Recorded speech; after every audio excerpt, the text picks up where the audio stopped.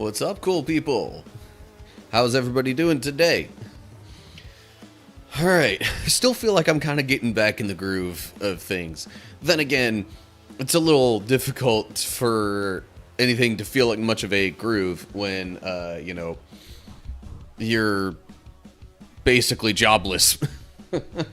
And, like, there's not a whole lot of other things that have been real consistent in my schedule so far.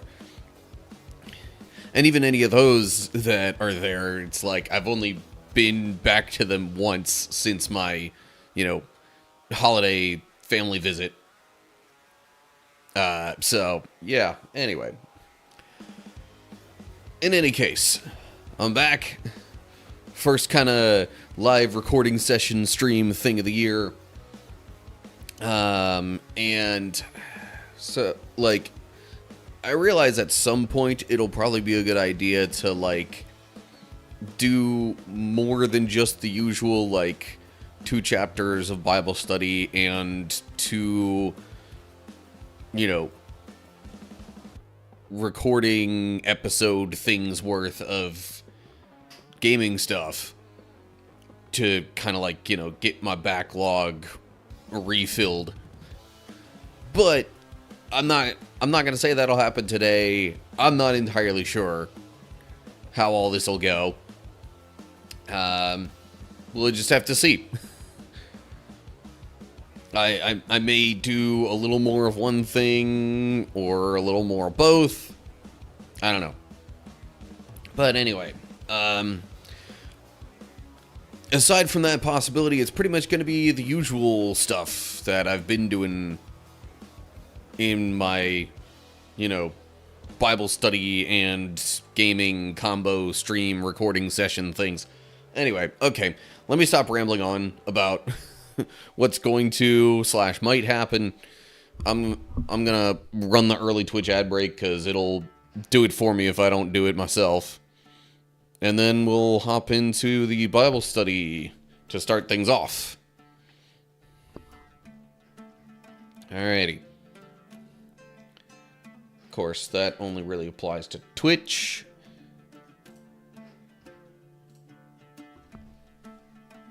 YouTube folks, just want to say real quick, appreciate your support, even while I was, away.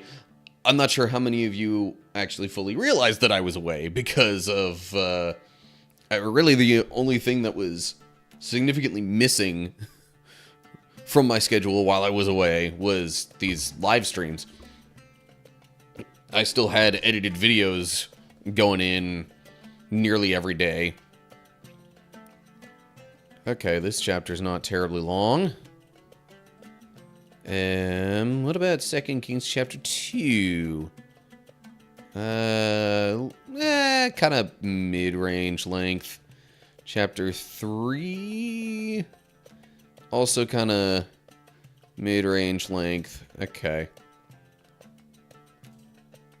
Don't necessarily feel inclined to try and cram all 3 of those into the stream, but we'll see how it goes. Okay. Bringing music volume down just slightly to make sure that that's not, like, overpowering or too distracting or whatever. Okay. Looks like the Twitch ad break should be done. Which means we can hop right into things for the Bible study. And hope that OBS cooperates. Oh yeah. At some point I need to think about trying out the whole stream elements multi-streaming thing. That, like, that was a development that came about, like, just before I went on my trip, pretty much. And I have not been in the mindset to try and mess around with that since I got back, because I've just been getting settled in and doing a little bit of job searching. But anyway, that'll be some other time, I guess. Okay. On with the Bible study. Here we go. All right. So we're at 2 Kings chapter 1, and First Kings was essentially talking about the different kings of the separated kings of Israel and Judah. I think it actually started off with Solomon and the kingdoms being combined still. But then after him, there was a split. So then there was Judah as its own separate kingdom. And then Israel, which comprised like all the other tribes. And that was its own kingdom then. Israel has had no godly kings. Judah has had a few. And this is going to be continuing on from the last ones we heard of. I could see verse 1, it's talking about King Ahab. That was the last king over Israel. The, bigger, I presume a bigger kingdom. Last king I remember it mentioning for Judah was Jehoshaphat, who, was fine, worshipped God, maybe had a couple of shortcomings as most of the kings do, but it's not like everything that he did was wrong and he completely, ignored God.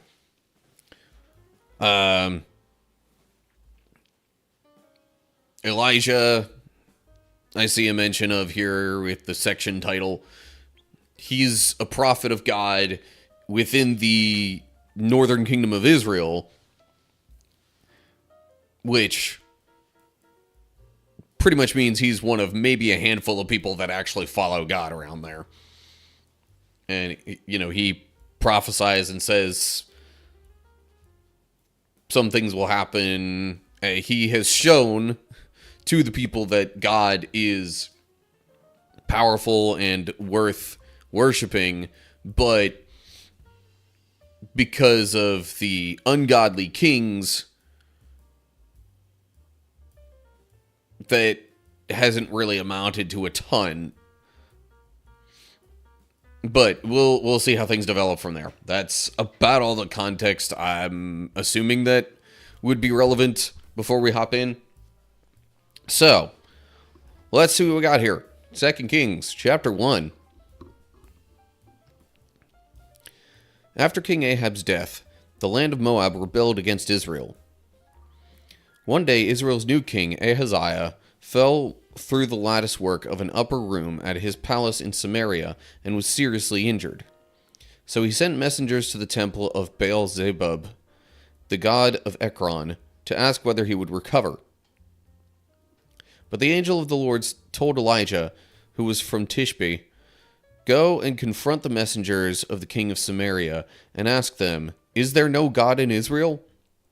Why are you going to Baal-zebub, the god of Ekron, to ask whether the king will recover? Now therefore, this is what the Lord says. You will never leave the bed you are lying on. You will surely die." So Elijah went to deliver the message. Okay. So, like I said, the kings of the northern kingdom of Israel have not followed God. They have not worshipped God. They have not sought counsel from God. They have occasionally gotten word from God that, hey, such and such is going to happen. And if you do this, you'll succeed in battle or different things like that. But, that was always God interjecting himself into the situation.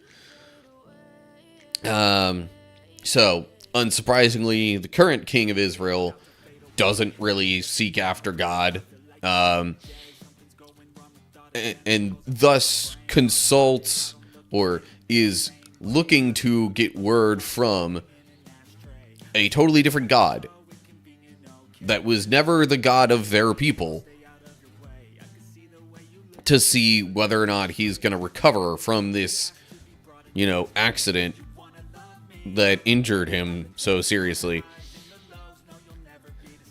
And so it seems like almost because of that, God's coming in and saying, well, if you would seek me in this, I might heal you. But you're going to a totally different God. You clearly don't have faith in me or anything that I can do. Therefore, I'll leave you to this useless God who's not going to be able to heal you.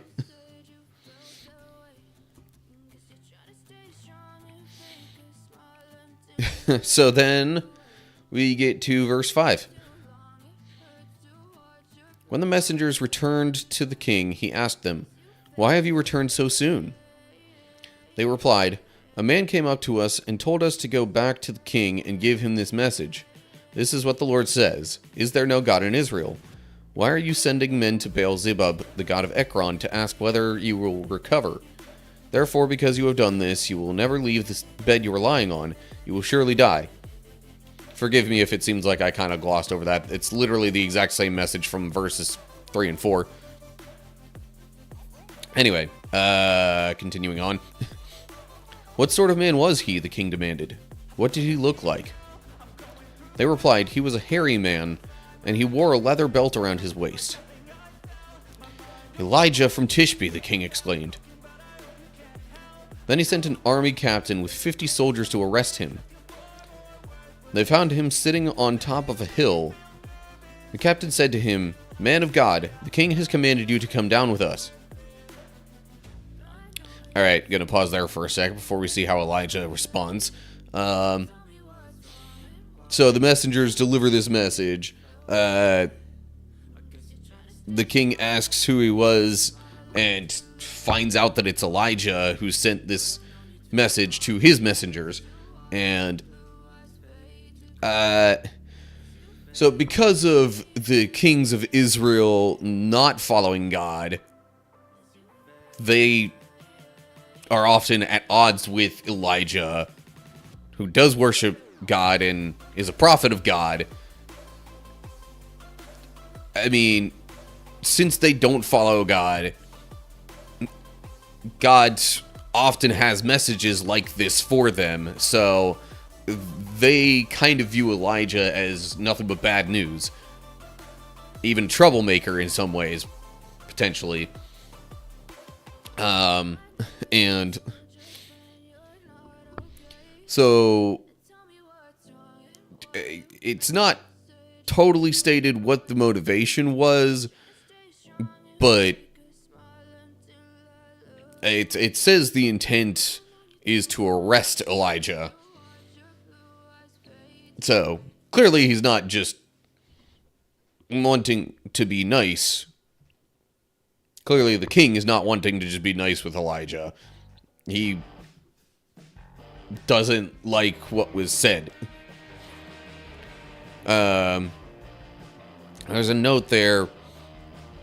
It says it could be that this phrase could be read as "he was wearing clothing made of hair," which is quite a bit different than he himself being hairy. But still, I guess whether it be his own hair or animal hair, that was something that stood out about him and apparently helped make him recognizable to the king. So, army captain goes to arrest Elijah, tells him the king has commanded Elijah go with them, and then we get to verse 10. But Elijah replied to the captain, "If I am a man of God, let fire come down from heaven and destroy you and your 50 men." Then fire fell from heaven and killed them all. So the king sent another captain with 50 men. The captain said to him, "Man of God, the king demands that you come down at once." Elijah replied, "If I am a man of God, let fire come down from heaven and destroy you and your 50 men." And again the fire of God fell from heaven and killed them all. Okay, so clearly Elijah doesn't want to go. I mean, if he gets arrested, he's not, like, his prophesying ability is going to be hindered significantly. Not to mention, like, early on, he performed a miracle with essentially bringing a widow's son back to life. And he obviously wouldn't be able to do that kind of thing amongst the people if he's in prison. And invoking the name of God, he's like, all right, well, if I'm following God, who you should be worshiping, then God, bring fire down and consume these men who are trying to take me away. And it happens twice. Then we get to verse 13. Once more, the king sent a third captain with 50 men. But this time the captain went up the hill and fell on his knees before Elijah. He pleaded with him, "O man of God, please spare my life and the lives of these, your 50 servants. See how the fire from heaven came down and destroyed the first 2 groups. But now please spare my life." Then the angel of the Lord said to Elijah, "Go down with him, and don't be afraid of him." So Elijah got up and went with him to the king. So, because this man pleaded with Elijah for his life, God was merciful, apparently. It also makes you wonder if, because this guy is scared, and also, having this general sort of attitude about him, clearly, wanting to not get on Elijah's bad side, maybe things will go better for Elijah with his detainment, shall we say. So, Elijah goes with him to the king this time. And then verse 16 says, "And Elijah said to the king, 'This is what the Lord says. Why did you send messengers to Baal-zebub, the god of Ekron, to ask whether you will recover? Is there no God in Israel to answer your question? Therefore, because you have done this, you will never leave the bed you are lying on. You will surely die.'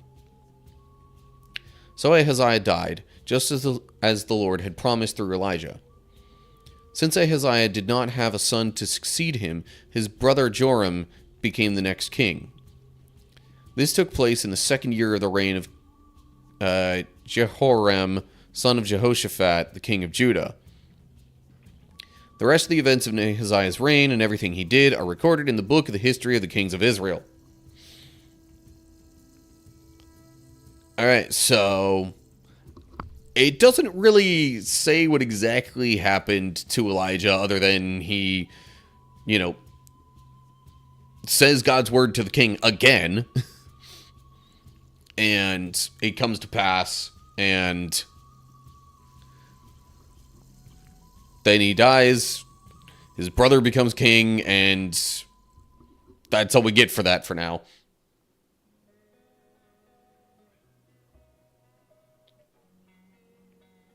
Okay, real quick. Beelzebub, is this the pejorative form or the proper name? I'm not 100% sure on that. I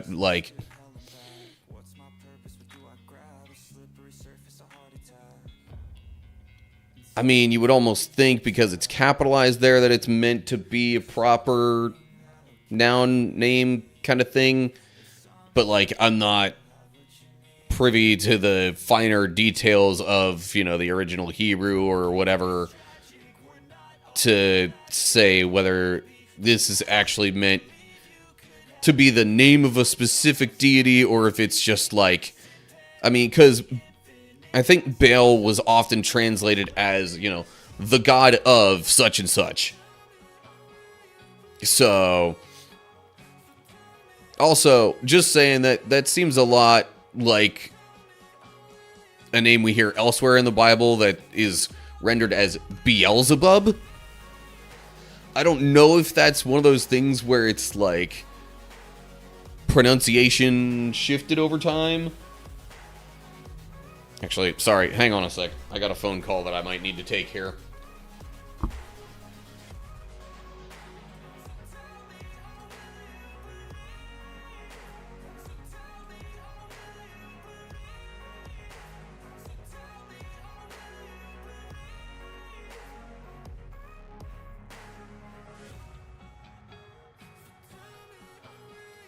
Okay, sorry. I had to make sure that that was not my doctor's office calling me. I'm just wondering if this isn't meant in the same Lord of the Flies pejorative that we're usually familiar with. Yeah, I'm not sure, because there are other times that, like, idols have been referred to using a word that apparently, like, resembled the word for dung, and it's just, yeah, I don't know. It could be one of those things where it's meant as, like, a kind of almost insulting jab with the way that it's worded. But yeah, it's something worth looking into. Feel free to do your own research on that. Because, I mean, I find that, yeah, as much as we could maybe gain from listening to other people talk about the Bible and give their insights, looking up stuff yourself can often be just as helpful, if not even more helpful. Yeah, so this is the NLT version. I don't know. I just this is personally my fourth time reading through the entire Bible. Again, not necessarily studying the Hebrew and getting like real academic with it. Oh hey, Flat Cap Dapper Pastor with the raid. Welcome, Raiders! What's up, cool people? My name's Matt, aka That Random Christian Gamer. I'm a random Christian guy playing random games, connecting with random people, giving them space to ask their random questions, whether it be about God or not. Right now we're in the midst of some Bible studies, so it's presumably going to be more about God, but anyway, how are we all doing today?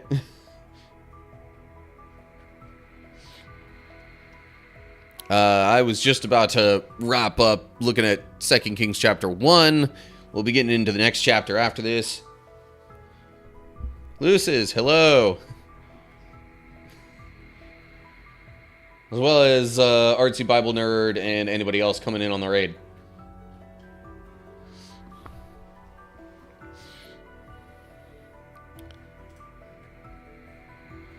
Alright, so real quick, I just wanted to...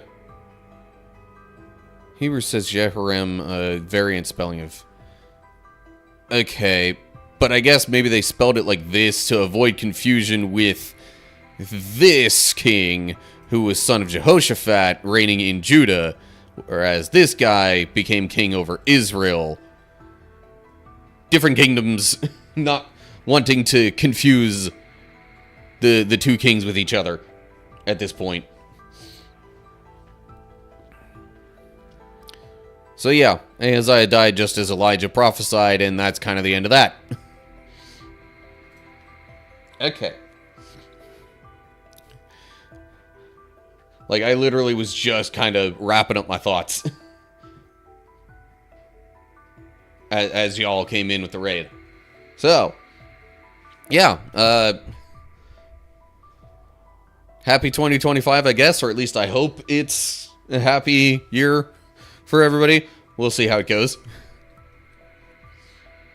I'm, for the moment, still kind of continuing things how I was doing them last year. Although, there's a lot that's going to be subject to change. Because I'm looking for a job. And then my schedule is going to have to be adjusted based on that job and what all that entails. Main things I'm trying to make sure that I keep open with whatever job I get are Sunday mornings, because I help out at church a lot, and really just generally weekday evenings because of other things that I do as well. Alright, Flat Cap, appreciate the lurk. And, yeah. Unless anybody has any other thoughts, I guess I will continue on with the Bible study, and we'll get into 2 Kings chapter 2 here. Oh yeah, feel free to let me know about the mix of background music and whether that's like too loud, too quiet, too distracting, whatever. It's always hard for me to kind of gauge it in the moment as I'm streaming. Oftentimes I'll go back when I'm like trying to edit this stuff into individual YouTube videos, and I'll be like, okay, well, music was too loud this time, or it was too quiet this time, and like I have a hard time finding the happy medium, it seems. But anyway. Alright. I suppose, without further ado, I shall carry on with the next chapter of Bible study.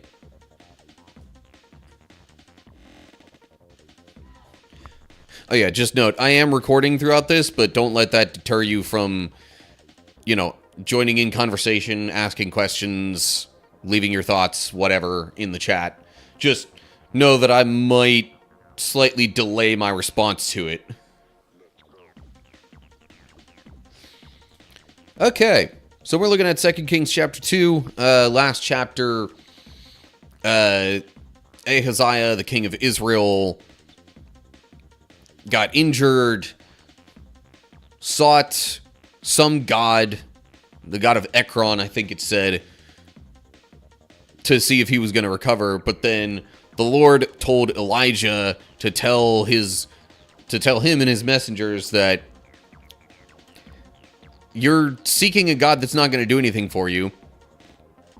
Have you really completely forgotten about me and that, I am the God of Israel, of these people? So, yeah, you're going to die from this. Kind of with an implication that because you're not seeking me, the God who could actually help you, you're going to die because you're trying to get help from gods that can't help you. But, so then that all happens. Ahaziah dies. Elijah's fine, I guess. Not put in prison, it seems. And then we get to this chapter. Real quick. Jojo Bez, or however that's pronounced, to appreciate the follow. Alright. So now we will move along with 2 Kings chapter 2. When the Lord was about to take Elijah up to heaven in a whirlwind, Elijah and Elisha were traveling from Gilgal. And Elijah said to Elisha, "Stay here, for the Lord has told me to go to Bethel." But Elisha replied, "As surely as the Lord lives, and you yourself live, I will never leave you." So they went down together to Bethel. Alright, so Elisha was someone that God had actually directed Elijah to seek out and kind of take under his wing so that there would be another prophet of the Lord after him. Elijah had voiced some concerns to God about that, and God's like, okay, well, here's your answer. So, Elisha was kind of like,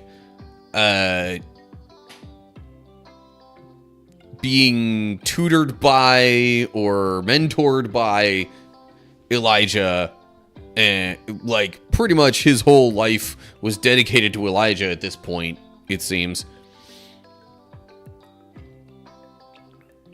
Kind of in a similar way that the disciples of Jesus like followed him around and dedicated their lives to learning from him, hearing his teachings and kind of getting a sense of how they should live.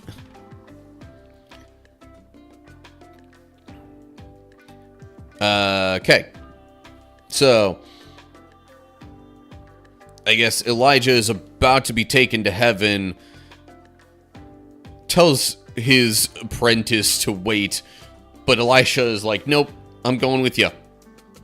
Because my life is pretty much all about you and learning from you, following you. So whatever I could possibly gain out of this, I'm going.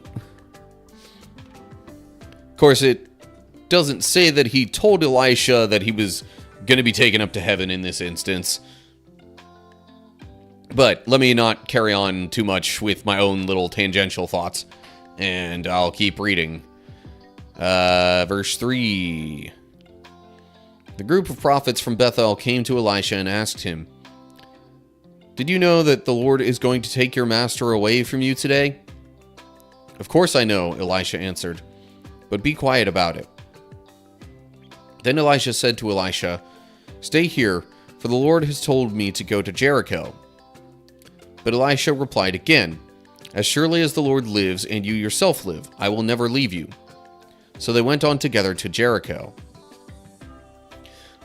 Okay, so pretty much the same thing as before, except now it's made abundantly clear to Elisha that his master, mentor, whatever you want to call Elijah, is going to be taken away from him, you know, as they're on this journey. But Elisha's sticking with it. Gonna be with his mentor and hopefully friend to the bitter end, so to speak. Although I guess we'll see if it's actually bitter in any particular sense as we continue. Okay, so they go to Jericho. And then verse 5. Then the group of prophets from Jericho came to Elisha and asked him, "Did you know that the Lord is going to take your master away from you today?" "Of course I know," Elisha answered, "but be quiet about it." Then Elijah said to Elisha, "Stay here, for the Lord has told me to go to the Jordan River." But again Elisha replied, "As surely as the Lord lives and you yourself live, I will never leave you." So they went on together. Okay, that makes 3 times now. Kind of almost brings to mind some other moments of, for example, Jesus, asking Peter whether or not Peter loves him, and kind of, just affirming the dedication. And this is similarly affirming Elisha's dedication to Elijah to stick with him. And even if this is going to be something that he ultimately doesn't want, I'm sure Elisha doesn't want to, be removed from his friend, mentor, teacher. He knows it's going to happen, but he's still willing to stick with it just to gain whatever he possibly can from it, and to show that he's dedicated to following Elijah as far as he can. So now they're headed to the Jordan River together, and then we pick it up in verse 7. 50 men from the group of prophets also went and watched from a distance as Elijah and Elisha stopped beside the Jordan River. Then Elijah folded his cloak together and struck the water with it. The river divided, and the 2 of them went across on dry ground. That actually, is kind of reminiscent of, well, I guess in a sense the opposite of what the Israelites did when they crossed the Jordan River to go into the Promised Land. And they even did that at the spot where Jericho would have been the nearest major city. So it's like Elijah is doing the reverse here. Verse 9. When they came to the other side, Elijah said to Elisha, "Tell me what I can do for you before I am taken away." And Elisha replied, "Please let me inherit a double share of your spirit and become your successor." "You have asked a difficult thing," Elijah replied. "If you see me when I am taken from you, then you will get your request. But if not, then you won't." See, that almost implies to me that it's like, well, it's not exactly up to me whether you get the same spirit that I have. Because, I mean, ultimately, it was God's spirit that, allowed Elijah to do all his miracles and, prophesy so well and accurately in God's name. So it really was under God's control, not Elijah's. But I guess he, kind of leaves it up to a test, or leaves Elisha a sign so that he'll know whether or not his request has been fulfilled.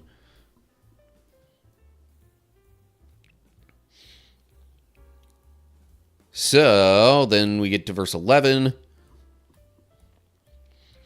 As they were walking along and talking, suddenly a chariot of fire appeared, drawn by horses of fire. It drove between the two men, separating them, and Elijah was carried by a whirlwind into heaven. Elisha saw it and cried out, my father, I see the chariots and charioteers of Israel." And as they disappeared from sight, Elisha tore his clothes in distress. Elisha picked up Elijah's cloak, which had fallen when he was taken up. Then Elisha returned to the bank of the Jordan River. He struck the water with Elijah's cloak and cried out, "Where is the Lord, the God of Elijah?" Then the river divided, and Elisha went across. So that right there seems to imply that Elisha's request was granted. Maybe it doesn't make it outright obvious just yet, because he's using Elijah's cloak. So they might have thought, at least up to this point, that, well, the spirit is still with Elijah's clothing. It was Elijah's spirit, not something that was imparted on Elisha just yet. And I mean, okay, so this cry right here kind of implies at least his view of the relationship that he had with Elijah. Wasn't even just mentor or friend or anything like that. It was he saw Elijah as a father figure, one to, raise him, teach him the right way to live, and, all those other kinds of things that a father is supposed to do for their children. It was not biologically like they were related in that way, but that was how he saw their relationship. So Elijah gets taken to heaven. His cloak is left behind, apparently, and Elisha tears his own clothes in distress, but then picks up Elijah's cloak, and so far has used that in a similar way that Elijah did to, make a way through the Jordan River. So whether it's in the cloak or with Elisha, clearly the power of God's Spirit is somewhere in that situation. And then we'll continue on to verse 15. When the group of prophets from Jericho saw from a distance what happened, they exclaimed, "Elijah's spirit rests upon Elisha." And they went to meet him and bowed to the ground before him. "Sir," they said, "just say the word, and 50 of our strongest men will search the wilderness for your master. Perhaps the Spirit of the Lord has left him on some mountain or in some valley." "No," Elisha said, "don't send them." But they kept urging him until they shamed him into agreeing, and he finally said, "All right, send them." So 50 men searched for 3 days, but did not find Elijah. Elisha was still at Jericho when they returned. "Didn't I tell you not to go?" he asked. So now it's been at least kind of verbally confirmed by others that Elisha now has, you know, the spirit that was with Elijah, which is really God's spirit. Like I said, the previous thing sort of implied it, or at least that it was possible.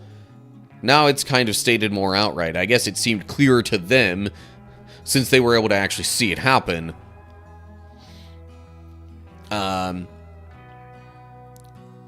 Elisha already knows that his master was taken to heaven. But these other prophets insist on looking for Elijah anyway. He knows it's a fool's errand, but eventually, after apparently some very insistent nagging, he just kind of concedes and is like, alright, fine, you can look. You're not going to find anything, but you can look. And they look for 3 days, don't find him, and he's like, yeah, told you. Because he already knew that Elijah was not on Earth anymore.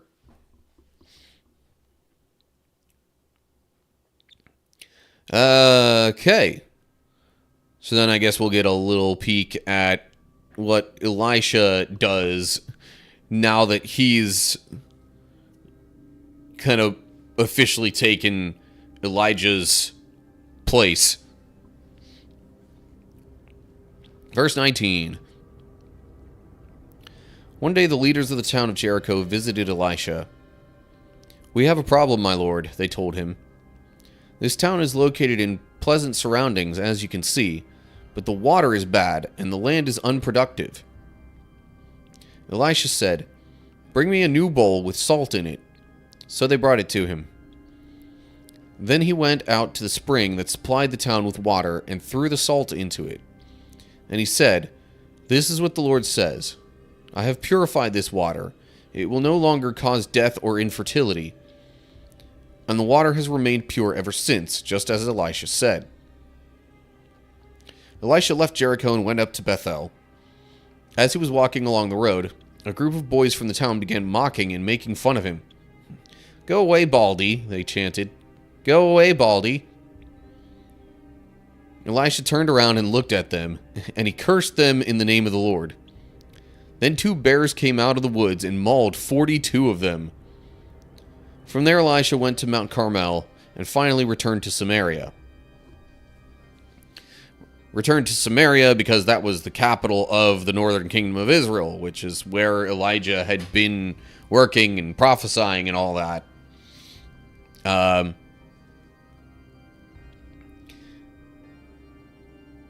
So, Elisha maybe has a bit of an attitude to him. Bit of a temper, one might say, with that last exchange.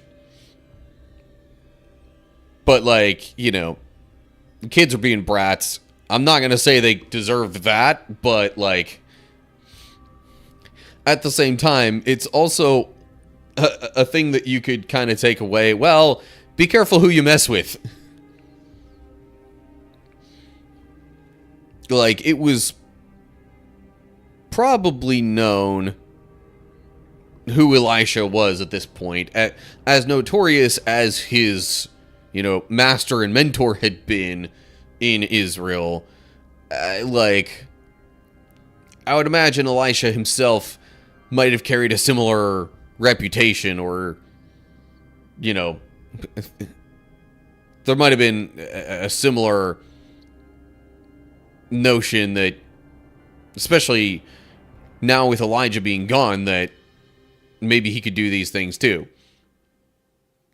So he performs this miracle in Jericho, or really God performs it through him, of, you know, purifying the water there. Now it says that he mentions it will no longer cause death or infertility. Could be read as it will no longer cause death or make the land unproductive. The Hebrew more literally would say, or it would more literally say death or barrenness.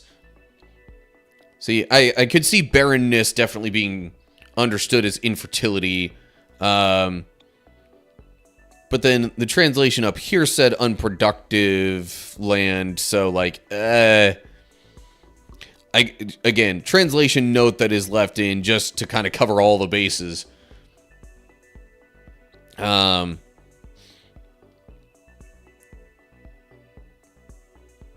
So whatever the water had been doing, it's fine after Elisha did that. And then we get the whole instance with the kids mocking him, and then the bears attack. And now it says the bears mauled 42 of them. That would imply that they were at least significantly wounded. Not necessarily that they died, but could have died. Mauled is a bit of a vague... It's a vague enough word for what happened that it's like, we're not entirely sure how these boys turned out after this. Maybe other translations would make that a bit clearer. So, feel free to look at other Bible translations as well to see if they have some different wording in that section or any of these. Maybe that'll help clarify things a little more. But anyway, so yeah, then like I said, Elisha goes to Samaria, like the capital of the kingdom of Israel, to essentially resume his master's work. And yeah, that's all we get for 2 Kings chapter 2.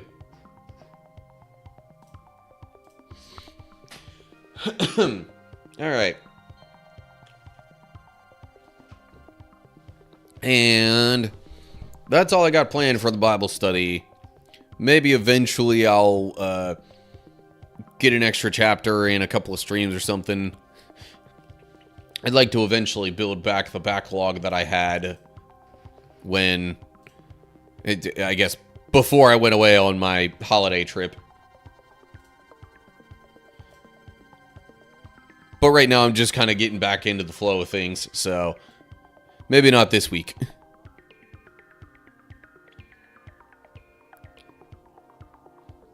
Okay, hold up. Dalai Lama goes to a pizza joint and tells the dude at the counter.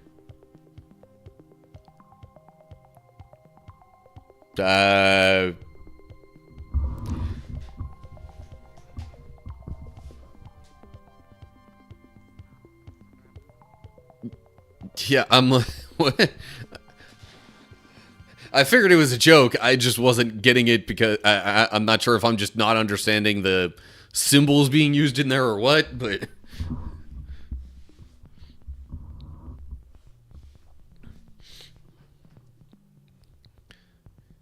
Anyway, hello.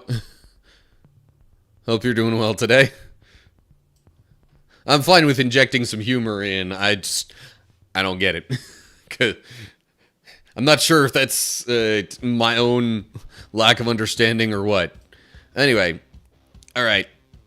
Sorry, caught you off guard. Yeah. No. Again, no issue. I am gonna take a quick little break as I transition from planned Bible study part of things to hanging around and playing some video games. Well, a video game in particular that I'm working through the Kingdom Hearts series. So, I'll be moving along with that. So, in the meantime, I guess I might as well run some Twitch ads and whatnot. I will see y'all in a bit.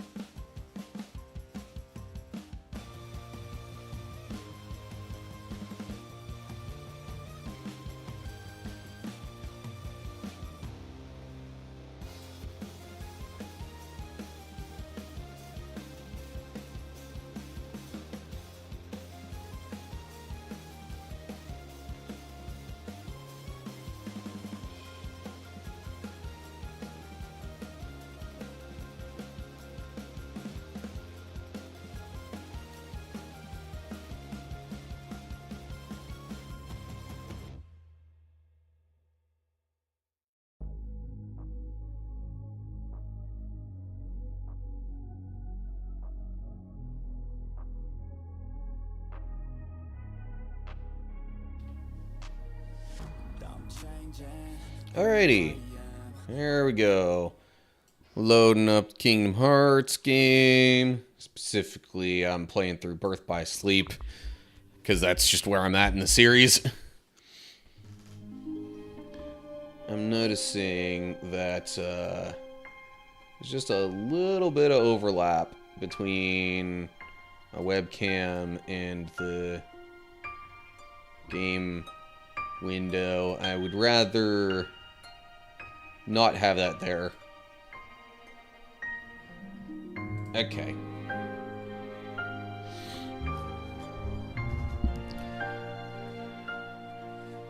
Now I realize I've got Ventus on the start screen here. That's just because that's the file that I accessed most recently.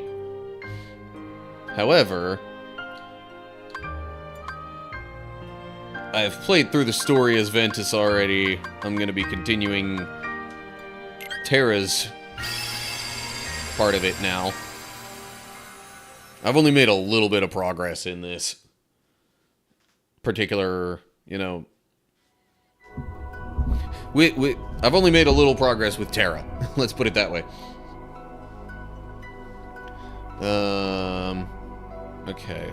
Let me double check this stuff to see if there are any slight changes I might want to make.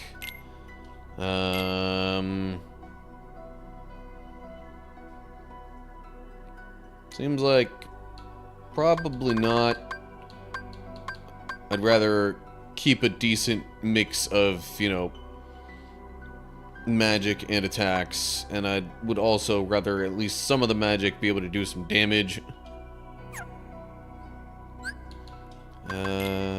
No extra stuff in here, it would seem.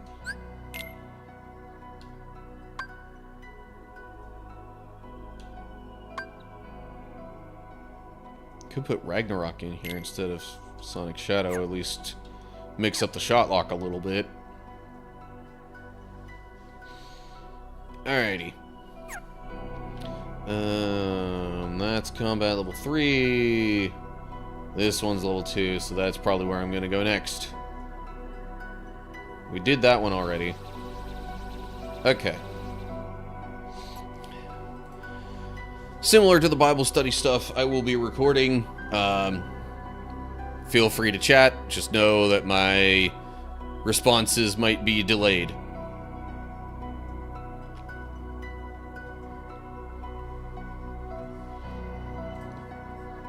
Alright. Here we go.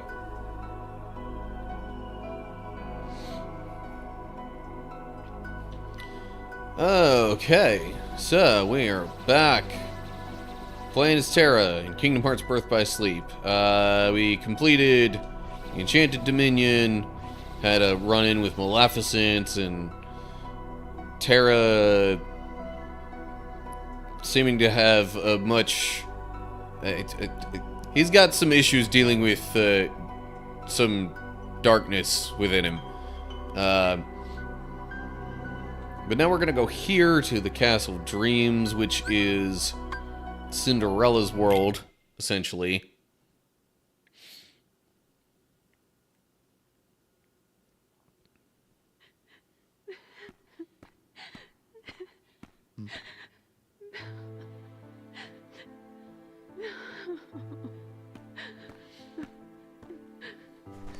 Is something wrong? It's just that my friends made me the most beautiful dress, but my stepmother and stepsisters ruined it, and I was so looking forward to the ball.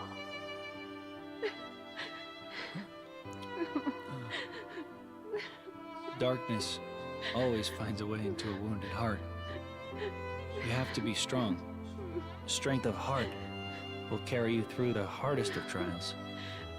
But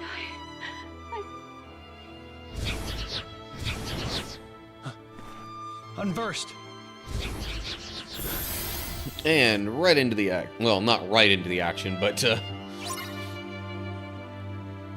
okay. So now is this... I would assume this has to be before Ventus entered this world, though. Want some? Also, good morning, Mad Mama's farm.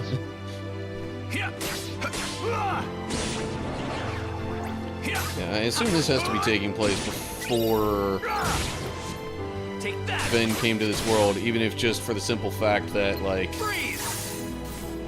there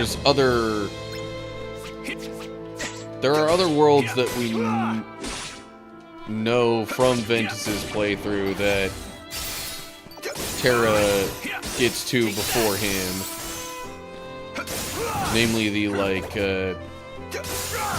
dwarf woodlands or whatever. And Terra hasn't even gotten to that yet. So I just assume then that this has to be before any of that stuff.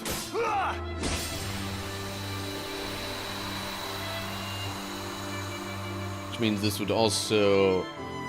I guess then the dress that Ven and Jacques helped to make is a different one than the one that she's talking about that got ripped up, maybe. Strength of heart is important, but that's not... Because otherwise this is a confusing, nonsensical timeline. Nothing left to believe in. Nothing. Nothing, my dear. Oh, now, you don't really mean that. Oh, but I do. It's just no And yet, use. based on the story of, Nonsense. you know, If the you'd lost Cinderella all your faith, I movie, wouldn't be it here. would And here I am. make more sense that this Oh, happens come after now. that Dry dress those is made. tears. You can't go to the ball looking like that. The ball. Oh, but I'm not. Of course you are. But we'll have to hurry. Now, what were those magic words? Oh, yes. And Bibbidi bobbidi boo!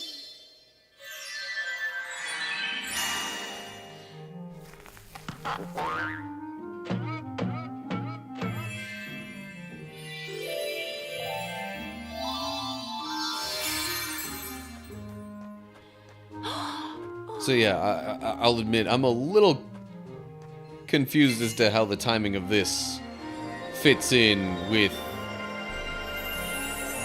Ven's story and stuff. Or It's a maybe Ven just beautiful assumed dress. that Terra had been in the Dwarf Woodlands, Why, and he actually it's a hadn't dream yet. come true. Yes, but like all dreams, I'm afraid this can't last forever. You'll have only till midnight, and then on the stroke of 12, the spell will be broken, and everything will be as it was before. Yes, I understand.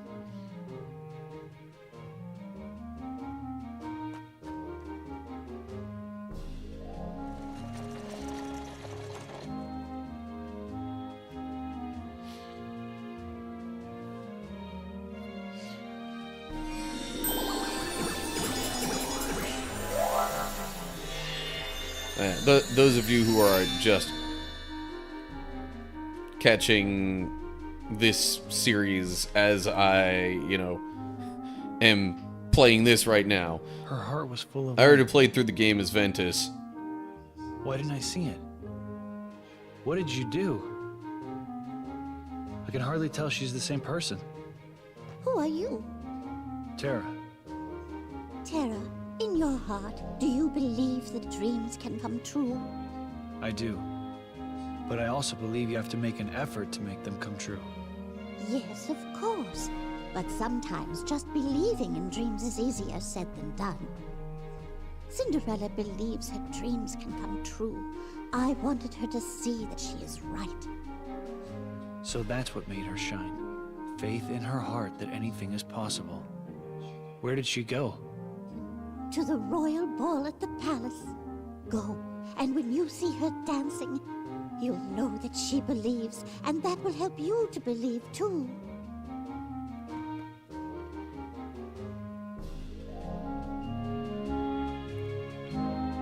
So, anyway, because of having already played as Ventus, I mean, I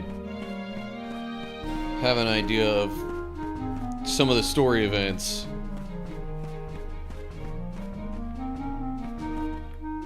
course, me, you know, having exploratory gamer instinct kick in, I'm always like, okay, well, game tells me to go this way. I'm gonna go the opposite way for now, so I don't miss anything.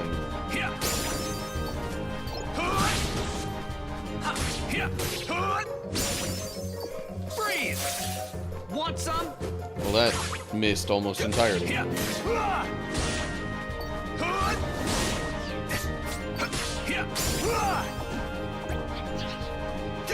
that! Yeah, maybe I should try blocking a little more.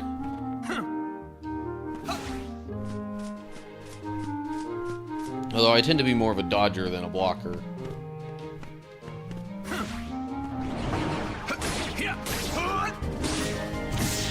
When the game lets me.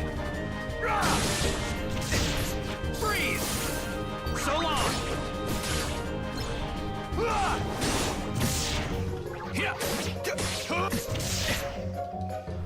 And I suppose at some point I should work on, you know, maybe using some sort of D-Link thing.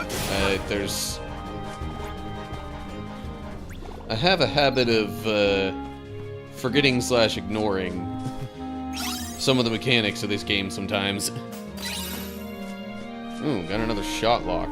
Interesting. Alrighty. Gonna save real quick. I guess I'll save it to this slot. Okay. I get a feeling I will eventually be going back there.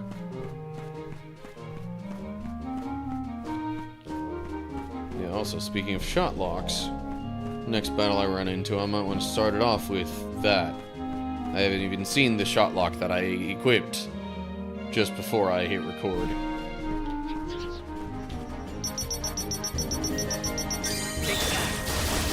Oh, that was way too fast. I was supposed to synchronize it with the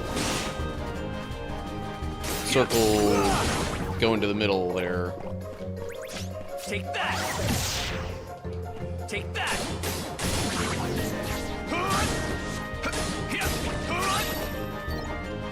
Freeze!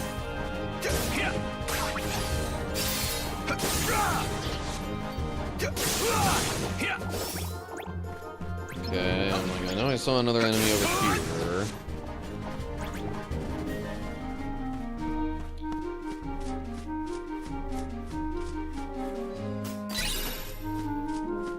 Got a slow command. Take that!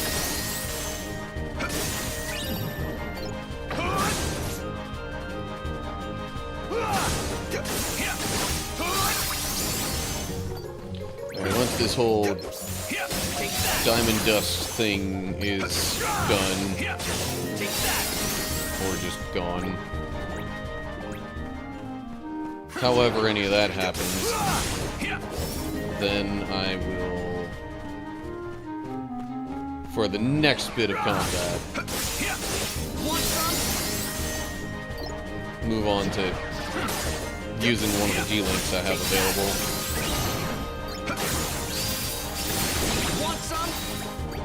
Because it would help if I work on those.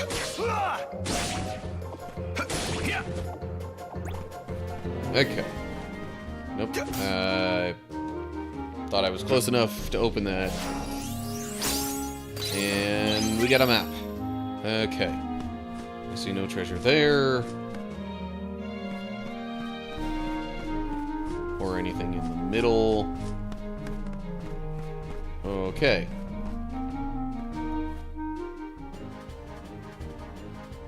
What's going on here? Unversed are attacking Cinderella. Not here, too.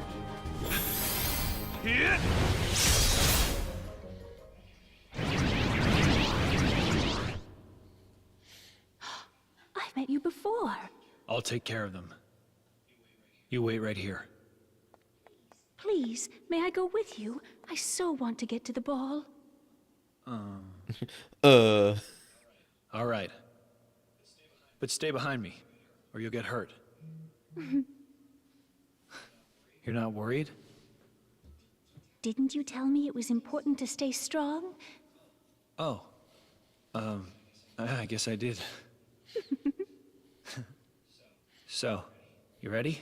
Yes. I'm not sure if that shows a lack of confidence in his own words or like that he didn't think what he said actually stuck.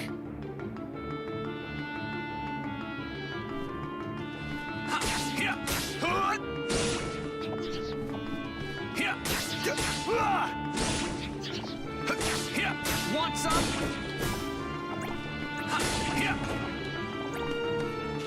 Oh, it won't let me use a D-Link now.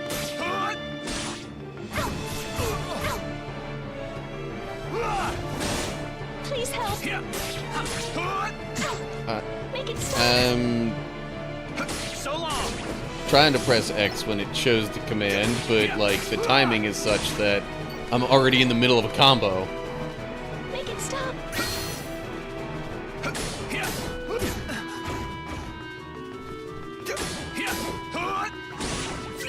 Make it stop. Want some?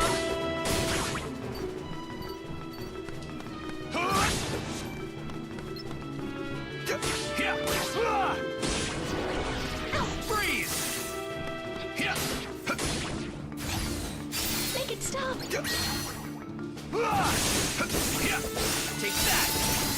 Gotta love escort missions.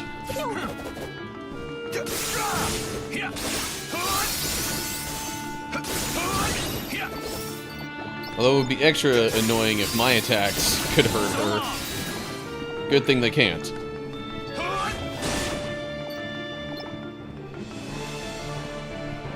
Okay. Okay. I was like, wait. What do I do here? Until she reaches the ballroom. Confuse. Yes. By all means, attack each other.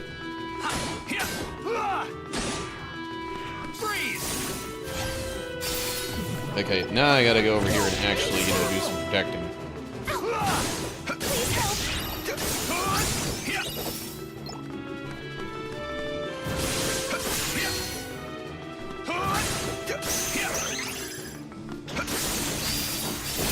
Take that! Okay. Like, I think we're in the clear for now. Still gotta get up the steps into the ballroom and whatnot. Okay, whatever. Please help.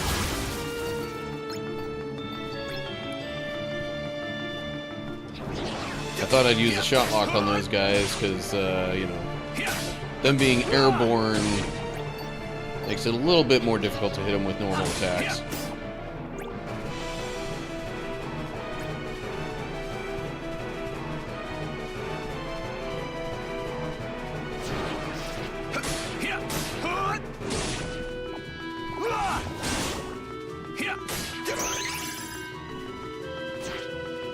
There.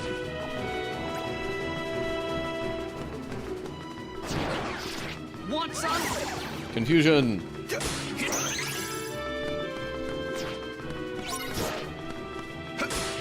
So long. Please help. Freeze! Please help. Make it stop. Attempting to help, but there's a little too much going on here. Want some?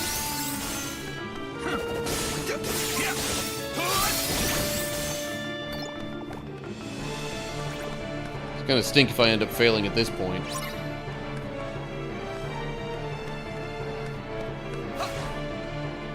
Oh, there we go.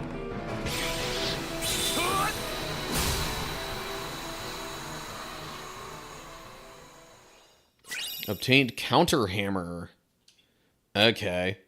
Yeah, that will probably get equipped under the block Man, you see, now I'll actually want to try and block more than just dodging. After blocking the attack, press A to strike. Yeah.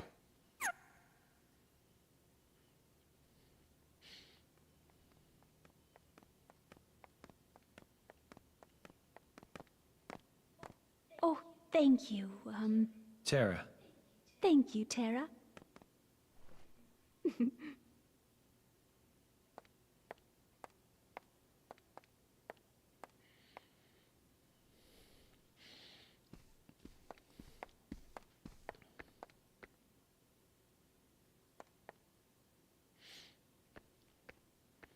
Alright. So she made it to the ball.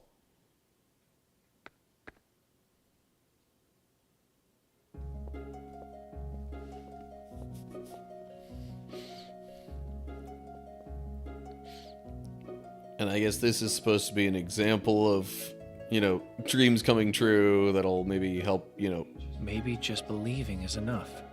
maybe help encourage Terra. That he might be able to, you know, But who conquer is the she, darkness Mother? within him. Do we know her? Well, the prince certainly seems to. I've never seen her before. Nor I. But she certainly is. Wait. There is something familiar about her. Yeah, there should be something familiar about her. You've just never seen her that dressed up, I guess. Tell me, how do I get up there? Well, there is a passage beneath the foyer staircase. Thanks.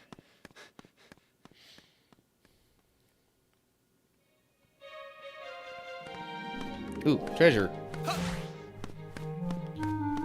Oh yeah, I'm totally in a hurry to go up there and make sure those unversed don't cause any problems. Completely. I'm not going to, you know, meander around looking for treasure or anything. No, why would I do that?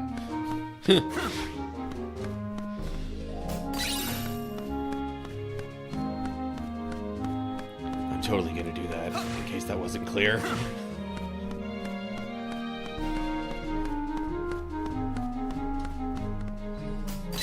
Okay.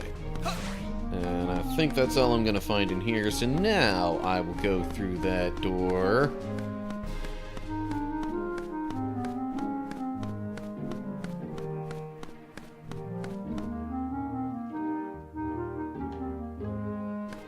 I don't think I can get to that yet. I'm gonna need like a high jump or something to that effect.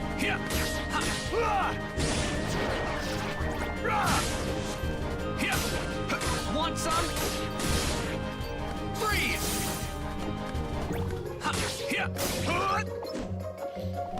Oh yeah, now I suppose I might be able to use the D-Link.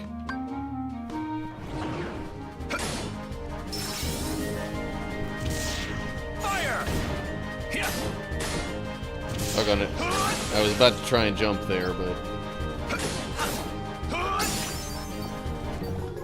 didn't time it quite well enough to Take that! work with whatever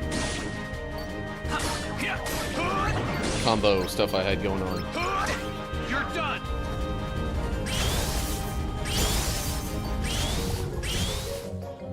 Am I supposed to be able to move that around? Maybe. Fire! Fire! Fire!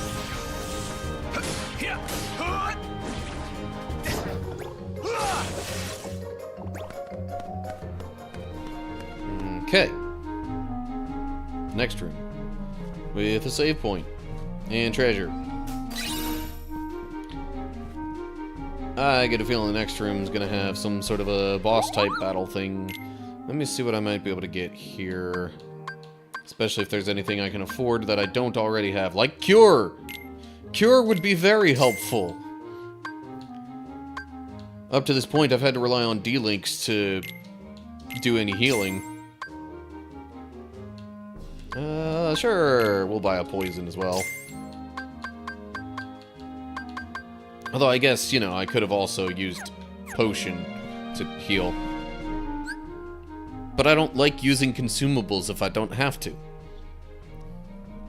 Granted, I only got one game over up to this point anyway. Okay. So now we got that. I'm gonna save.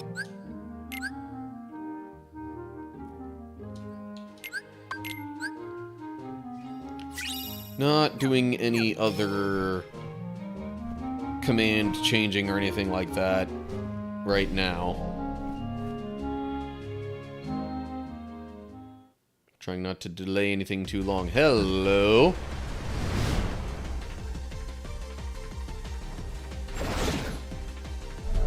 Some sort of unversed conductor.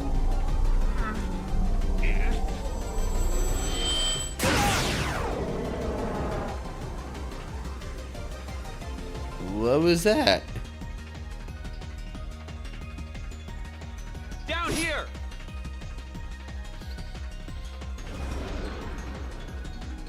Guards? Guards! Oh, where could they possibly be? I'll take care of this. Although I really should have equipped Cure. I'm just now realizing that that would have been a very good idea.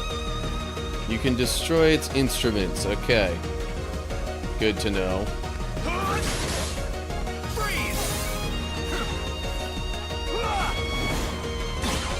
I doubt Confuse is going to do much to this guy. Or the instruments. Actually, Confuse does seem like it can do stuff to the instruments. Ouch. Okay. Alright, bad time to attempt the shot lock there, apparently. Take that! You're done! Take that! You're Yeah, done! shot lock! Take that! For loads of damage. Take that!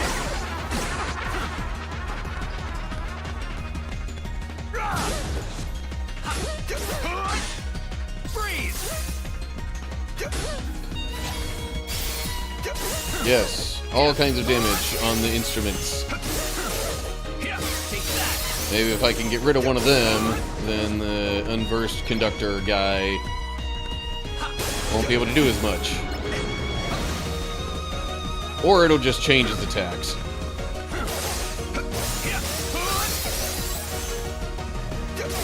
Either way, I think it might be worth finding out. Want some?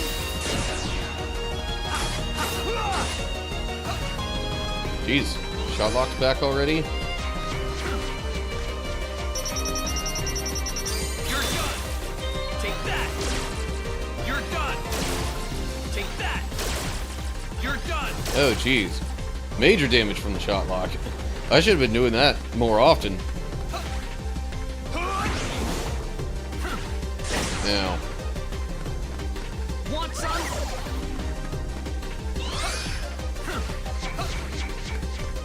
I'm trying to save the D-Link for when I might need healing.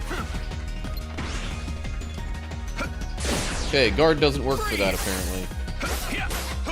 But I tried to dodge it before and that didn't seem to work either, so I don't know.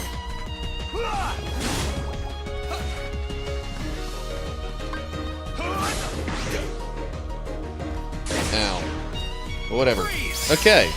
That actually wasn't bad.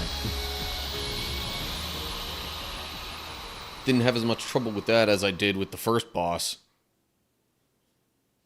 Thank you. You saved us all. The guests were just starting to enjoy themselves. Well, don't give up just yet. Oh!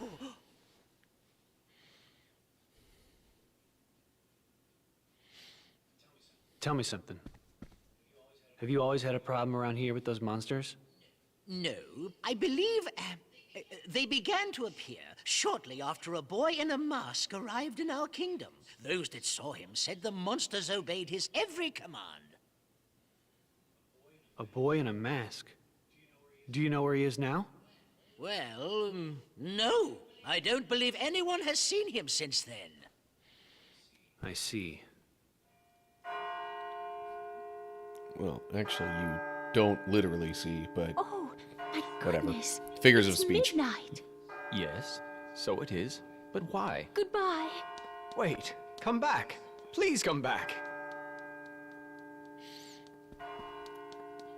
I'm sorry.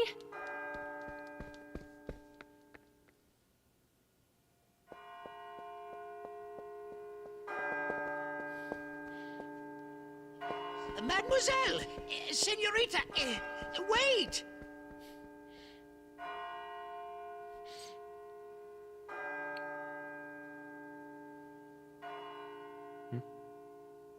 Oh, there's Aqua. Aqua! Terra! Terra, Ven ran away from home. What? I think he left to go find you. Do you have any idea why? No. Actually, just before I left, he tried to tell me something. I should have listened to what he had to say. Oh. So, did you manage to locate Master Xehanort? No, but it seems he's looking for pure hearts filled with light.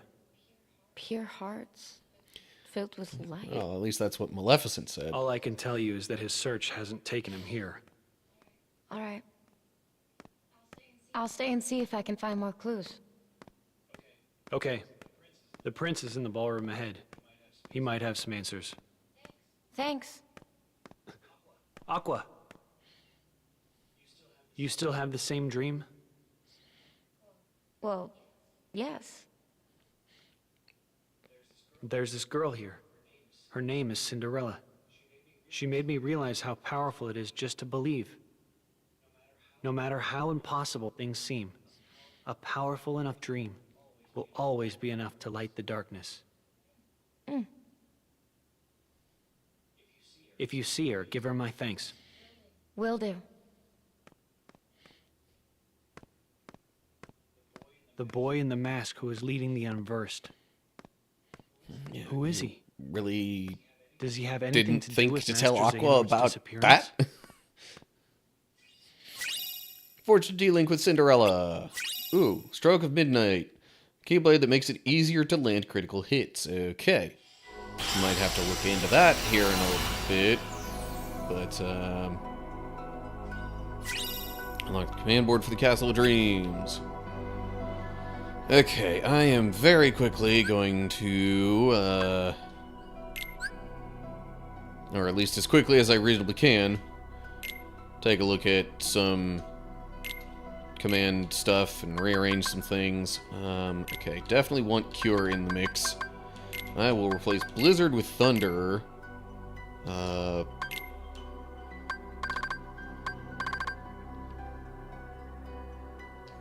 Replace Sliding Dash with Strike Raid. Any others that are not already maxed out? Yes, but they're all magic. Actually, tell you what.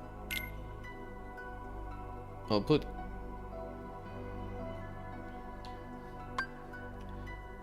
Quick Blitz in there as well, and then instead of Confuse, I will use Stop, I guess. Okay, already got that stuff squared away. I'm gonna keep Ragnarok in here until I max that out. Then maybe I'll switch to Thunderstorm or back to Sonic Shadow. Okay. Right. I should take a look at these. 3 and 1, 2 and 2. That one's 2 and 3.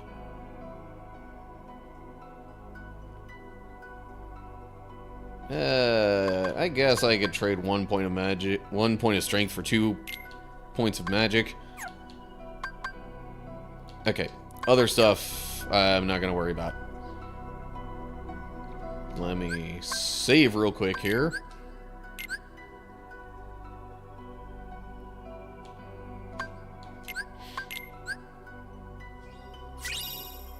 Okay. Now we'll go to the Dwarf Woodlands. Because, I mean, that only took like maybe a half an hour so far. Individually, these worlds tend to go pretty quickly. Spirit of the mirror, come from the farthest space. Through wind and darkness, I summon thee. Speak! Show me thy face. What wouldst thou know, my queen? Magic mirror on the wall. Who is the fairest one of all?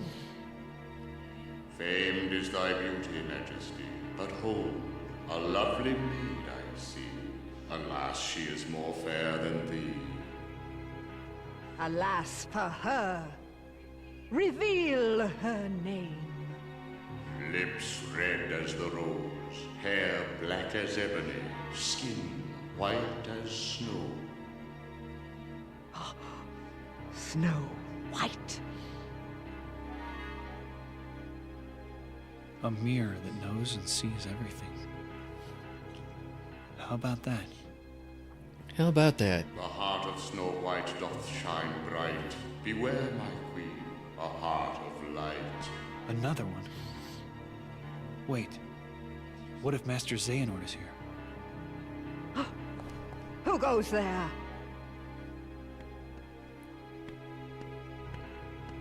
My name is Terra.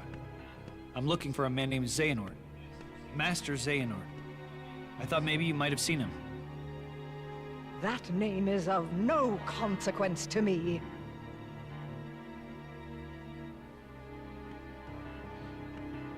Wait.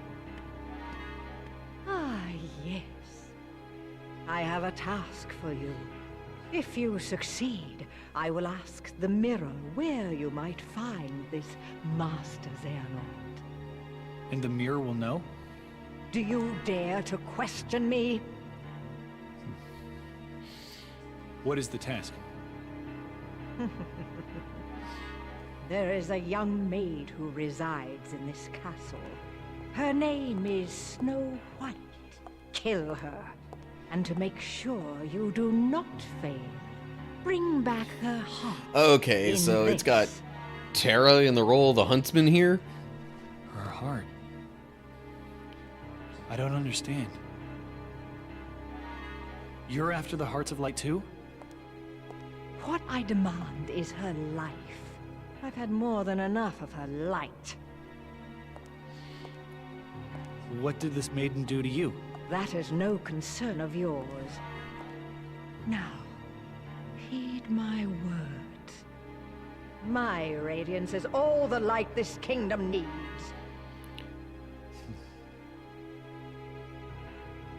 Where can I find her?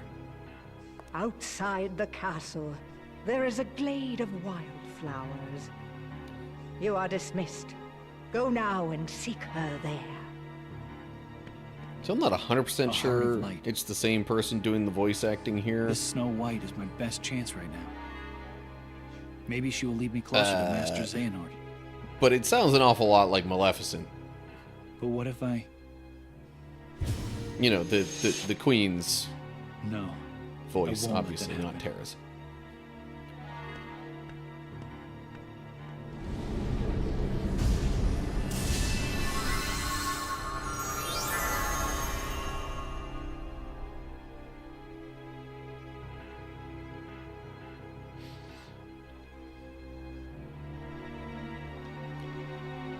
Okay.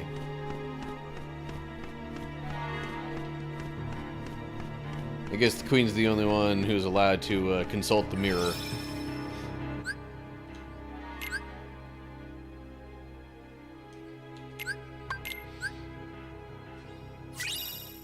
I still don't know why Terra's even acting like he's gonna agree to this. I guess maybe just to get the Queen to think he's gonna do it, so then maybe she'll tell him where Xehanort is, or more accurately, you know, Take that! consult the mirror to find out Thunder! where Xehanort is.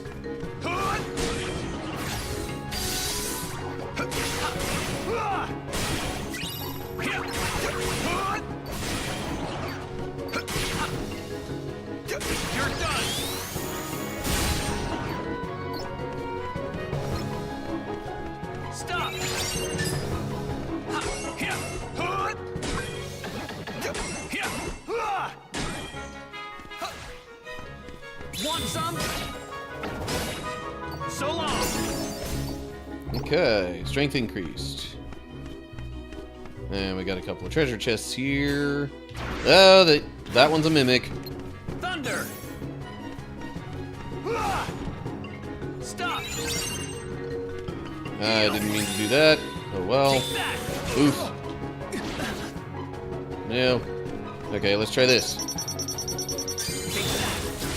You're done. Yeah, that was way too early. Oh well. It was enough to get rid of the mimic, and that was all I was really concerned with. Okay.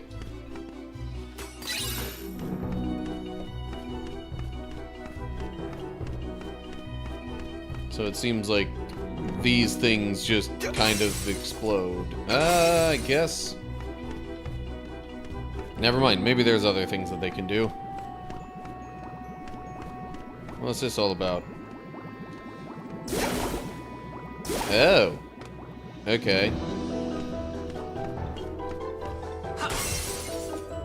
I gotcha. The colors of those affect what they do a bit. And we got another mimic. Yay. Thunder.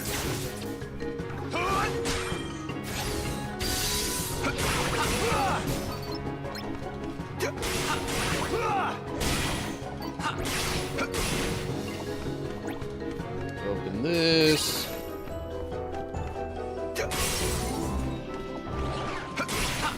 Say goodbye.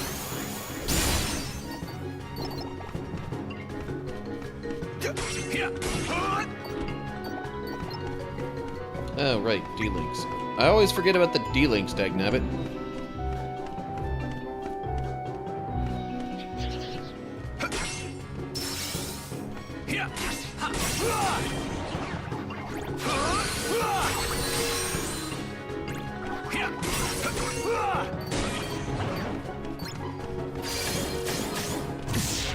Heal. Yeah, that's not surprising.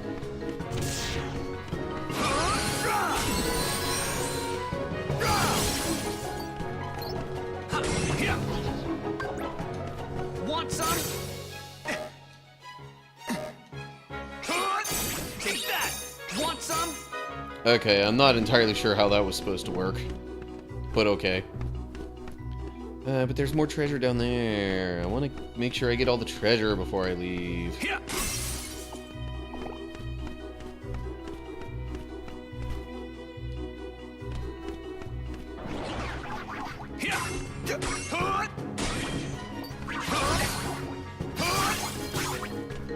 Heal.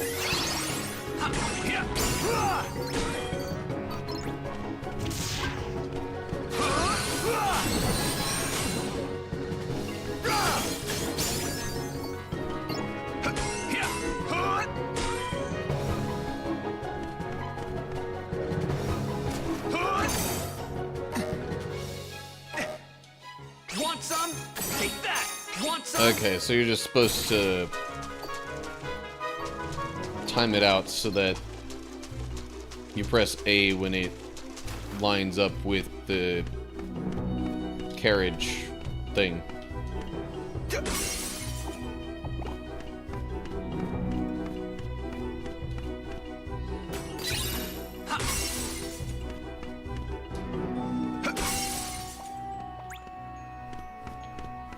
Okay, now I'm pretty sure I've fought all of the enemies in this area.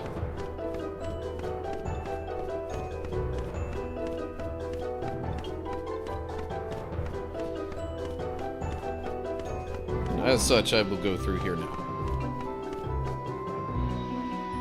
It wasn't even just fighting all the enemies, I guess. I was also trying to, like, get all the treasures. Want some? Thunder.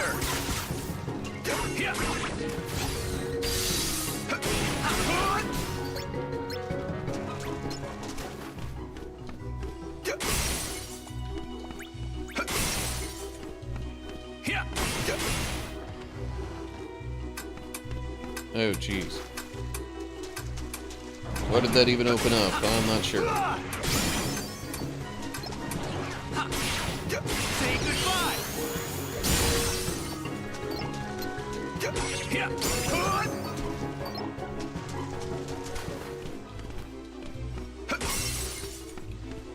What did that open up?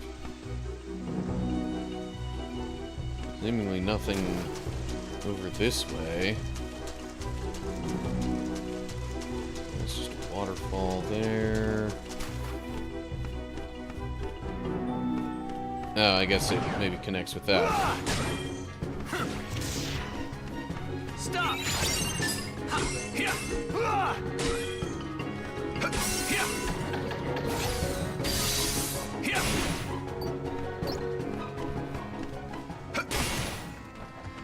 That doesn't seem to be the same thing.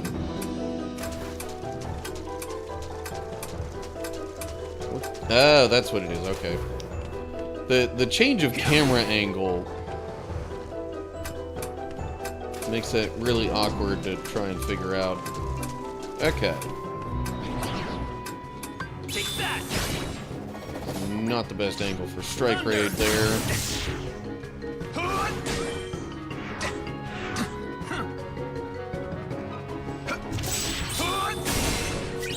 I wasn't sure I could guard against that jumping attack thing, because I figured the shockwave of it would make that not work.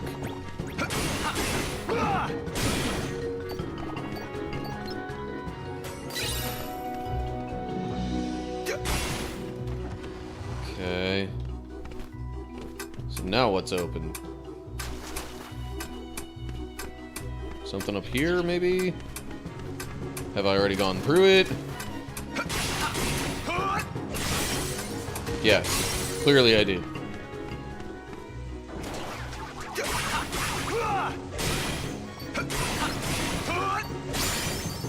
Let's try not to fall down the miniature waterfall there.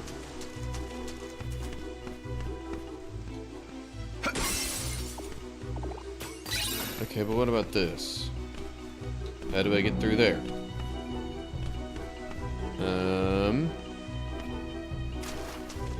No.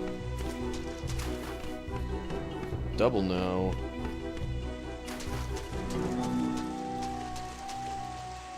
Okay, well. Now it seems like maybe I'm gonna have to redo all that. Well, need is a strong word, but if I want to make sure I don't miss anything.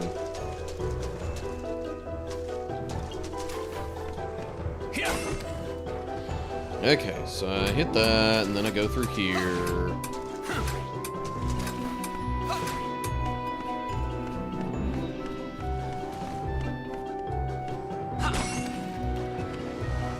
Then I hit that.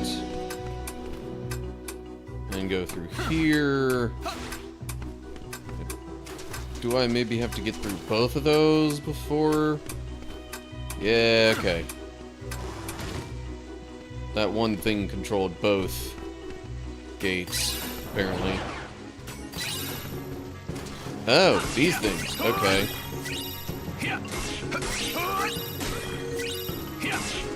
So long!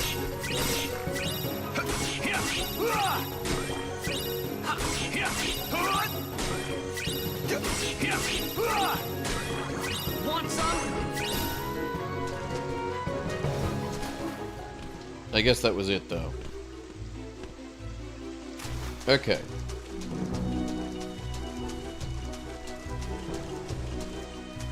So now I can kind of ignore all that stuff and go. Was it? That was where I came from, though.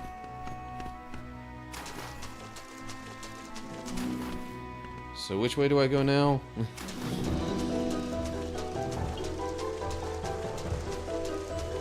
Maybe over here. Yeah, okay. Hello, more treasure. Yes, please. Another shop. I probably don't have a whole lot of money to buy stuff. Although I've got a little more than I expected. Can get magnet.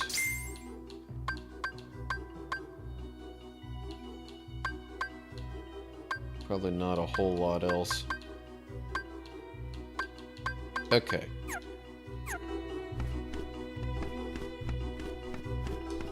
Saving.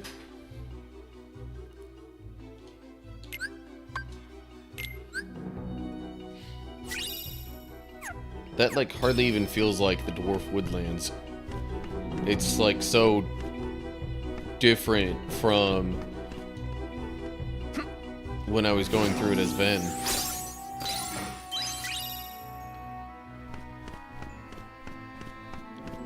Nothing over here, it seems. Although there's what looks to be a platform up there.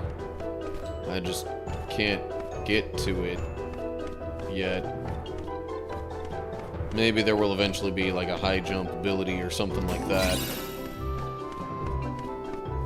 And that would allow me to get there. Uh-huh. I wonder if that's her.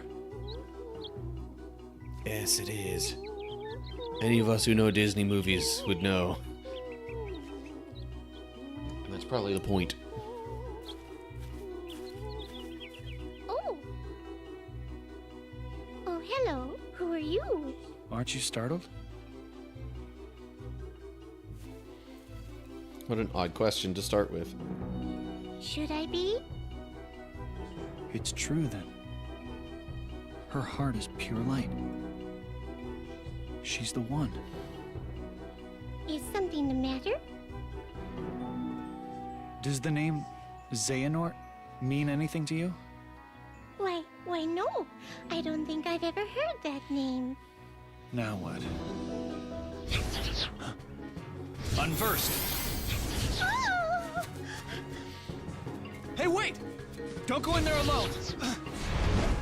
Out of my way.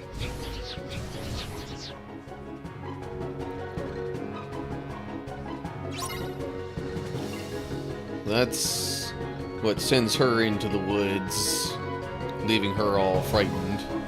Or at least part of it. Oh wait, hold up. Shot locks, yeah. You're done. Take that. You're done. Take that. You're done. Oh yeah. Shot locks are awesome. I really need to use them more.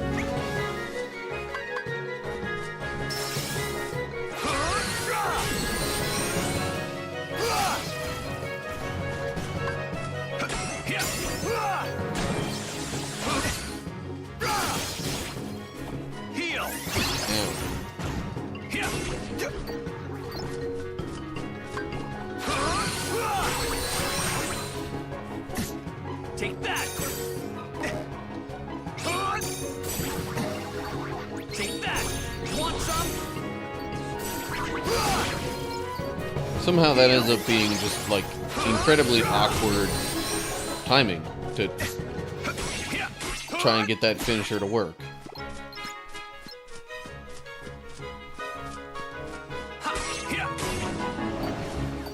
Okay. No D-Link enhancing thing yet. Want some? Want some? Take that! Okay. That time I did it the right way.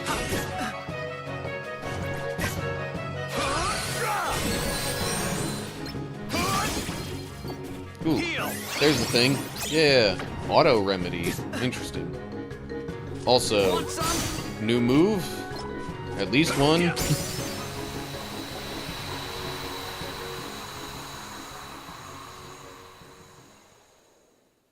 See, auto remedy would seem to me to kind of imply,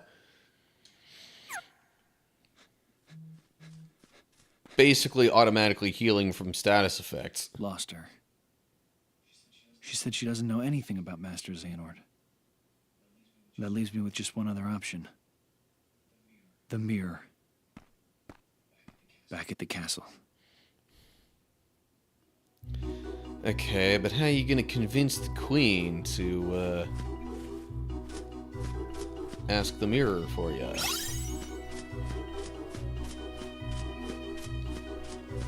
Or is he gonna try to sneak in there and ask the mirror himself? Okay, that is not the direction she went. I didn't think it was. Okay, real quick, want to make sure that I get the air slide in there. Okay.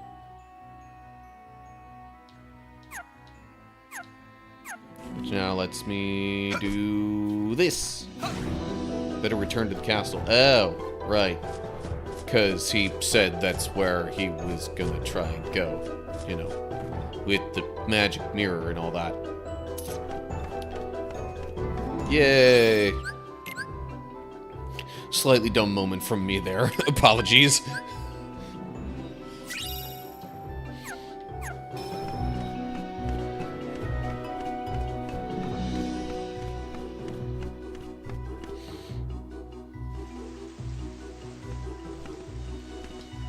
It's interesting how the rest of culture and media and things like that will pretty much claim that just about anything but God has, you know, powers to help you or, you know, get you what you want or whatever like that.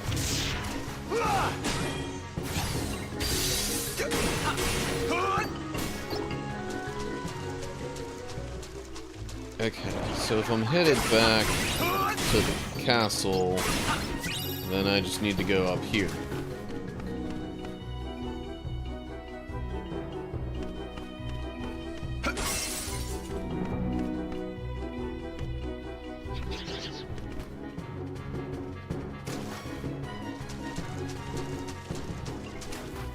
Now I gotta remember how to get back there within this room.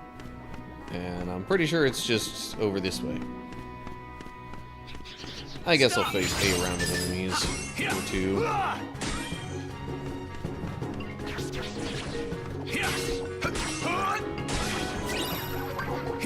Take that!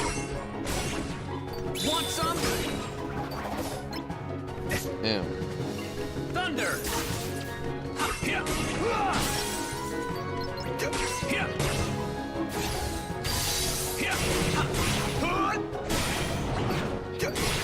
Okay, well, I had a few more enemies show up right here than I expected. But that's okay.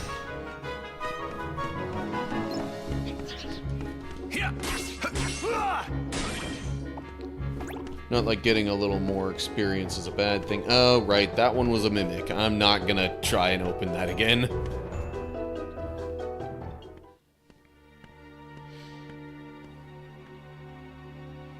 How dare you return here, you blundering fool?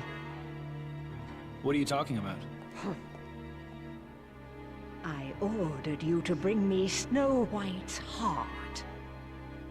A request I chose to ignore. You know, you claim to be radiant, but all I see are shadows of jealousy hanging thick on your heart. You will pay for such insolence. Magic mirror on the wall. Consume this fool once and for all. Does it have those kinds of powers? I mean, like, I know it knows things, but... Alas, my liege, that I cannot do. I have no power save answers. Yeah, okay. It literally doesn't have that ability. Huh? You dare defy your queen?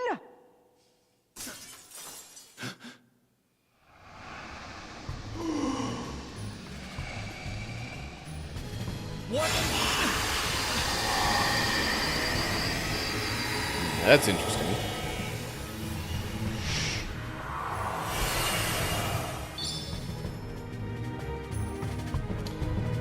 Maybe now it does have some powers. Defeat the spirit of the magic mirror. Okay.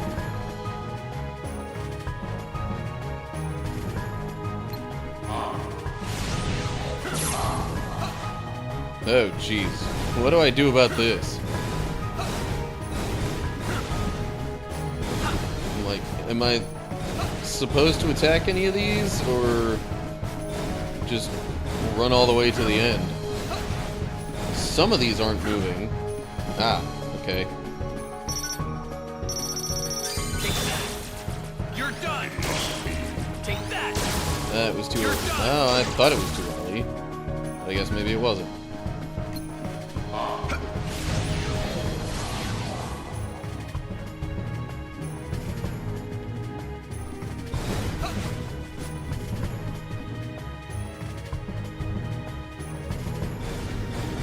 Oh, jeez.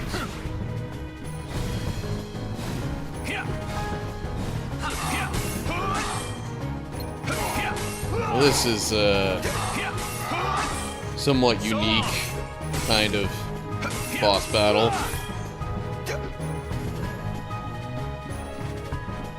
I mean, I guess just by that I mean it's an interesting way to incorporate a particular character in a way that I wouldn't necessarily have expected. Heal. Take that.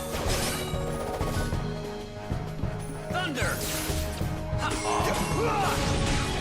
Okay, now what? Oh, jeez. This again?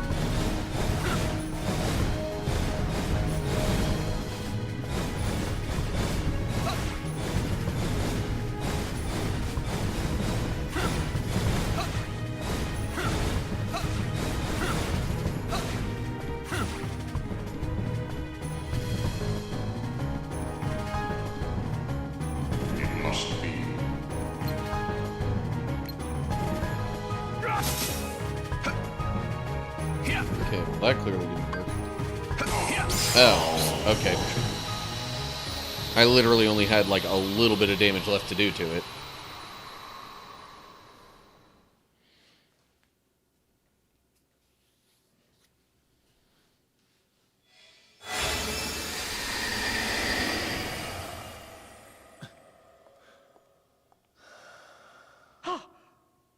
How did you escape? Now you will ask the mirror. Where can I find Master Xehanort? Magic mirror, instruct this knave. Give him the answers he doth crave. Sorry, real quick. Noticing the Hydrate Redemption from TV Antenna? There you go. Okay. Just didn't want to miss anything or... Anyway, okay. Also, hi, if I didn't say hi to you at any point before in the stream.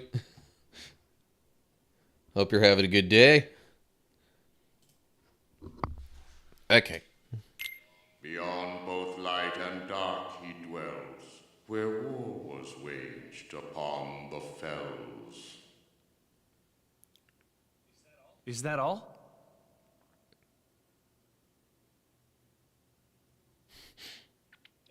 Thanks. You've been a big help.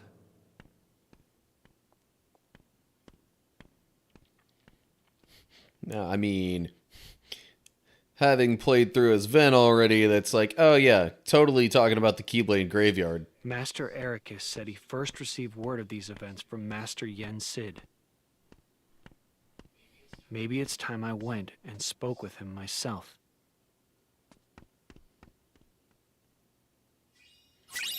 Treasure Trove. Keyblade that makes up for its poor reach with a balanced boost in strength and magic.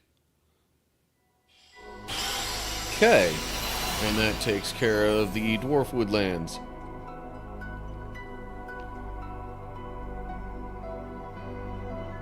Okay. Looks like the, I think they just call it the Mysterious Tower in this game. But, yeah. Looks like the next thing we'll be talking with Yen Sid. But, I think I've recorded long enough for one episode. So, that's what we'll start with in the next one. Stream will be at least another episode's worth of recording, though, just for those of you who are watching live.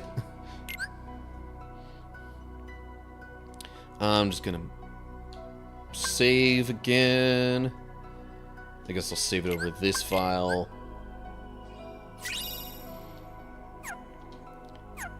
Actually, I should probably open up the menu, have another look at a bunch of different things. Ooh, got a new command style available. Activates when you use fire-related commands. Okay. I don't know if I have a ton of those at the moment.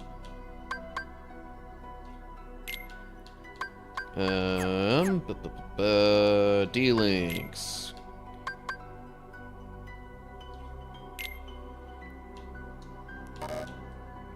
Okay, how do I... That's why to turn this D-Link on or off. I'm fine with it being on. I wanted to look into what the whole auto remedy thing does. How do I get information on that?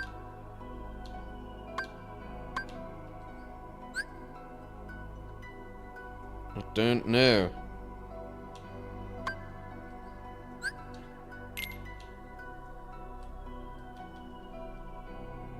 I am trying all sorts of buttons and it's not doing anything. Okay. No matter. Treasure trove. Okay, 3 strength and 2 magic. I'd rather have that. Terra's kind of... I don't know, it seems like he's more of a heavy-hitting kind anyway. Alright, and those are all maxed out now. I've got a poison edge that isn't fully leveled up. And plenty of magic, actually. Oh, hey, speaking of fire commands, I probably want to keep Cure in here. But I do have another Cure command that I can level up. And instead of Stop, maybe I will use... I could either be Slow, Poison, Bind, or Magnet. I'm leaning towards Magnet. Because I can. Okay, Ragnarok is maxed out now. I think I'll go back to Sonic Shadow for the shot lock. Any other commands that I'm missing? I guess the one item. Okay.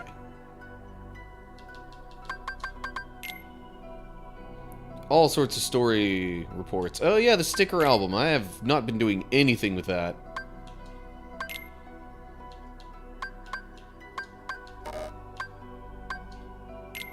I guess I did a little bit with it at one point. It's probably not at all the quote-unquote right spot for this, but obtain pulsing crystal. That's just like a crafting item material thing, I would think.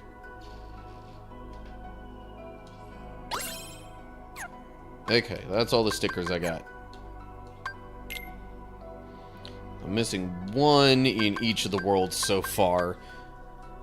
Pretty much just because they were all up too high. And I don't have anything like a high jump yet. Also missing a couple of treasures in the Dwarf Woodlands and even more in Castle of Dreams.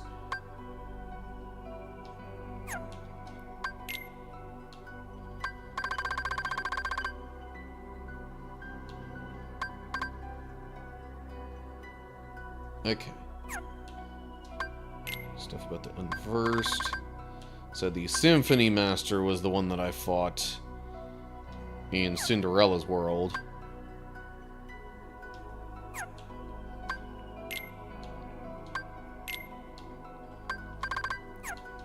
Just clearing these out. Not really too many characters go through there.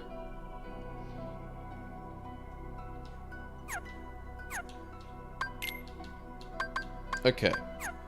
Figured I'd just clear all that out. Actually, maybe I should have run the Twitch ads while that was going on.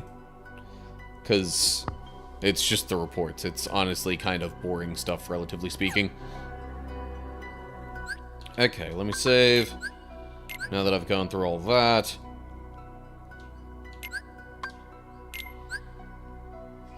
And then I guess once the ad break is done, I will resume playing.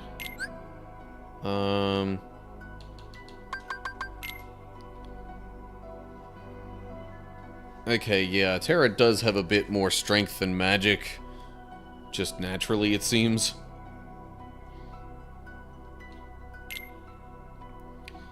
Only 64 more experience to get to level 11. No resistances. But I wonder if those would, I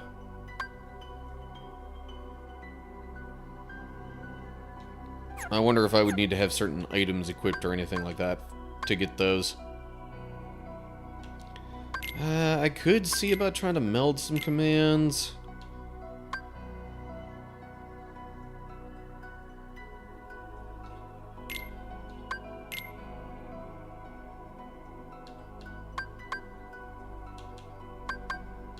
So I could meld those two to make Strike Raid.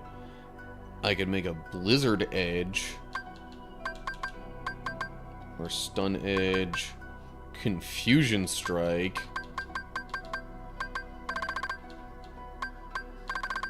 You know what? Let's make a Blizzard Edge here. And then... Got the most pulsing... No, soothing crystals. It attaches HP-related abilities. Okay. Let's try that out. And...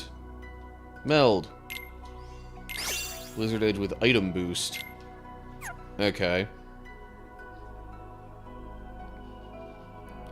So now I can actually go in here, swap out Strike Raid for Blizzard Edge. What does the item boost do? I'm not sure. Anyway. Okay. Oh yeah, that's right. I can look at that here. Increases the effectiveness of recovery item commands. Multi-install. Okay. I never even use recovery items. So that doesn't help me much. Okay.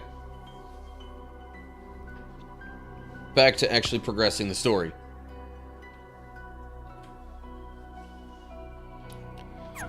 Alrighty. We got 3 worlds down. Kind of 4, I guess, if you count the Land of Departure as one. But, looks like Terra is about to go to the mysterious tower here to try and talk with Yen Sid. Let's see what happens.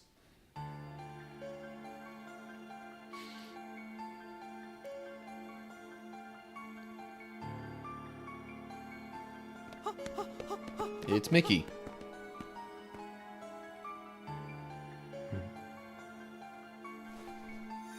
Alakazam!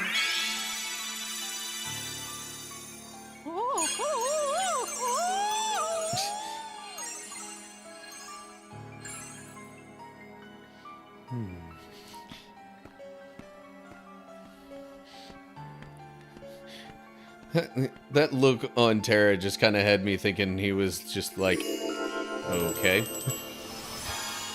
That was something that happened.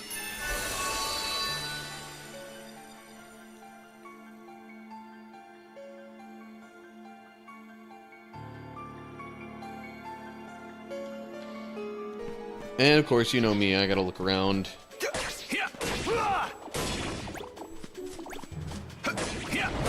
Okay, more enemies. I'm thinking it's shotlock time. Let's go. Ha, yeah. Take that. Ha, yeah.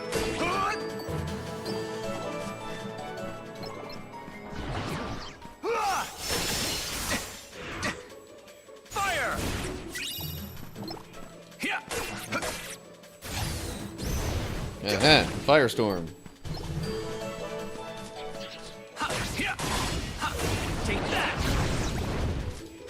Especially against these ice-based enemies. I figure that'll do a bunch of damage. Okay.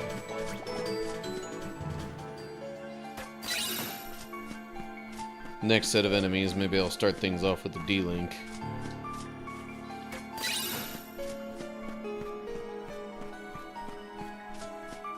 But that probably won't happen until I'm inside the tower.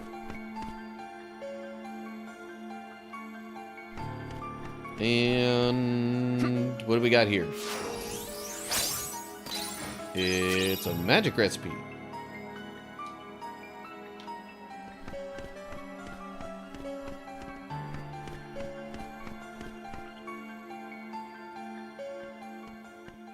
Master Yensid.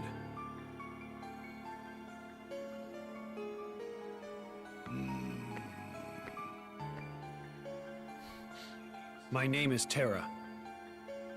Yes, Ericus's pupil. I've been expecting you. It is the Unversed. Yes, Master Yensid. I thought it best to seek the counsel of one wiser than myself. I am no longer a master. I doffed that mantle. But sir, wasn't that your pupil I passed on the way in? He had a keyblade. You refer to Mickey. He too sought guidance here. As a king, he is good and kind, but the weight of a crown has not cured him of impetuousness. He has left with an object whose power he does not understand nor know how to control. Mickey imagines my star shard will be of help in his current quest, and like you, he is eager to use his keyblade to set things right. I'm not sure I even understand what's wrong. Master Xehanort is missing. And now I've learned there's a masked boy who is controlling those unversed on the loose. To arrive at the truth, perhaps you should approach things differently. First, consider them one and the same problem. Master Xehanort and the Unversed are connected somehow? I must not make assumptions. Find Xehanort, Terra. That is where you should begin. Yes, sir.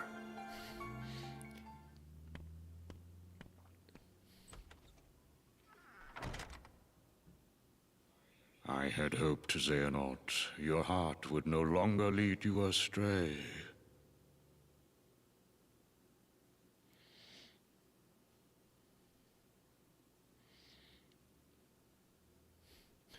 But clearly, that is not the case.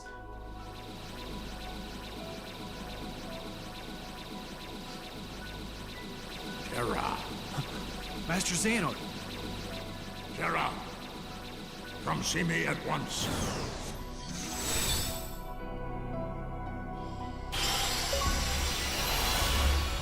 I got an achievement. Clear the Mysterious Tower episode of Terra Story, okay. And it's probably going to call that the Badlands for right now, rather than the Keyblade Graveyard. Let me save real quick.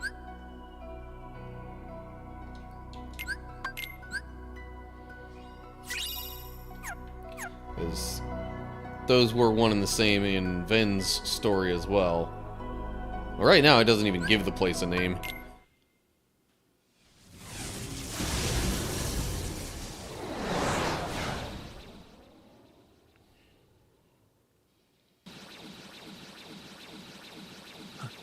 Looking for Xehanort. There he is.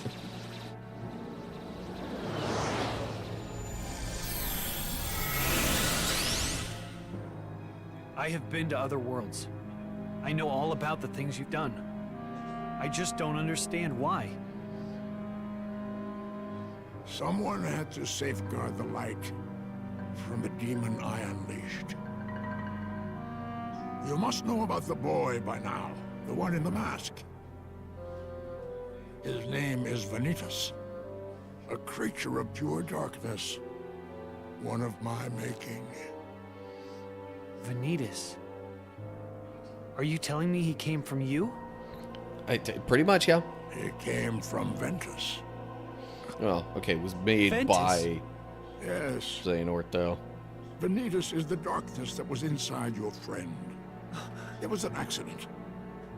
While training with Accident, me, yeah, Ventus sure. succumbed to darkness, and there was but one way to save him. Strip that part of him away, and thus Vanitas was made. Lies. In the process, I damaged Ventus's heart in the most horrific way. So, I did what I felt was right and left him with Ericus. I knew the boy could not stay with me, the man who did him such grievous harm.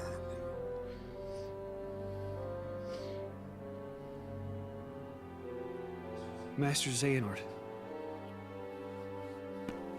Ventus has gotten a lot better since then. You shouldn't blame yourself for trying to save him. Well, thank you, lad. You know how to put an old man's heart at ease. So that's what it was.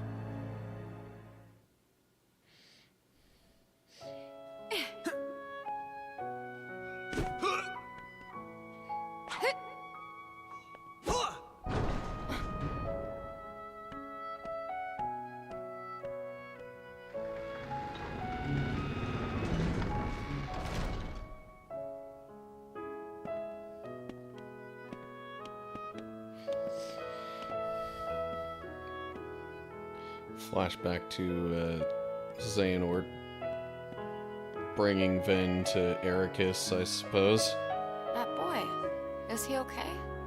I'll go see.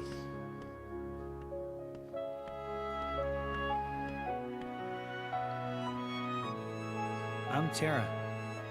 What's your name? Ventus. You can talk. Aqua, come here!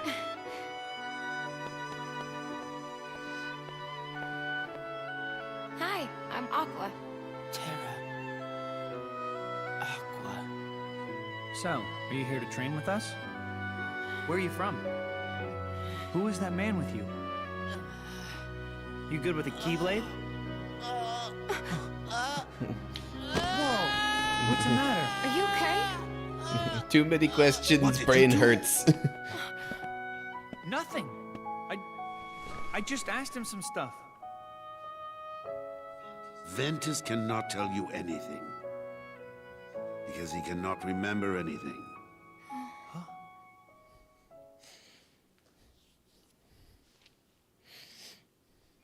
Master, why is Vanitas still free? Ah, yes. Well, I did my best to contain him the moment he emerged, but... He managed to escape. Vanitas uses the Keyblade to sow seeds of darkness.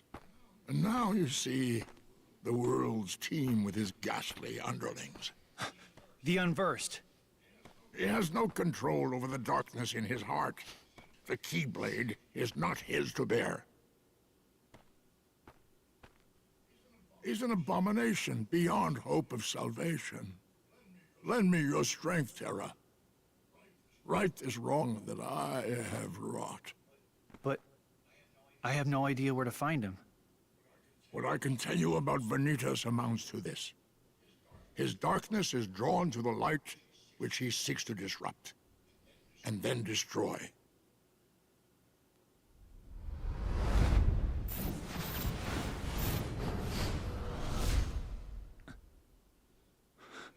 It stands to reason that he will strike next in the City of Light, Radiant Garden. So was that supposed to be some sort of vision that Don't Terra worry, was Master. getting? I'll take care of Vanitas.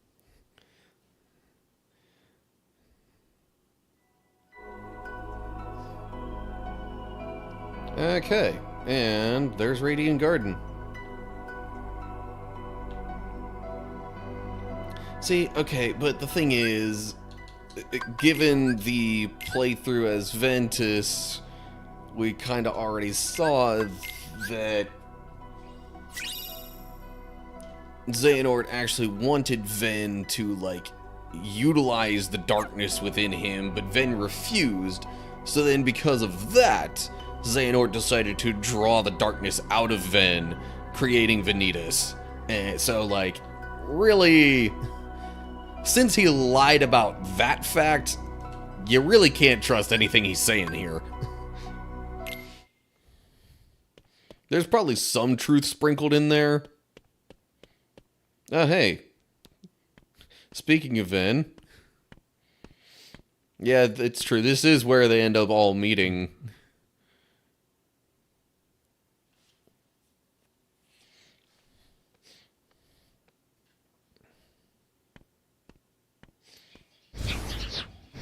Unversed. This can only mean Master Xehanort was right. Or at least partially right.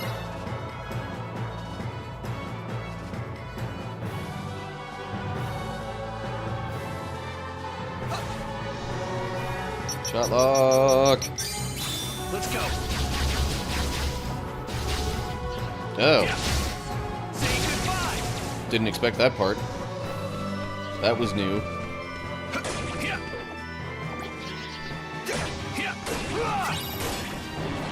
Okay, D-Link time. All of these are...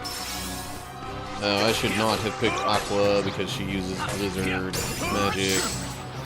But I guess she also uses Fire, so eh. Thunder. And Thunder. Really, all the elements, it seems. Take that.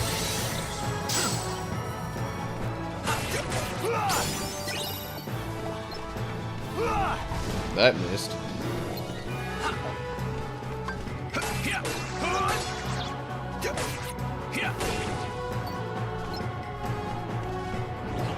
Freeze! Fire! Thunder! Want some? Ow. Gather!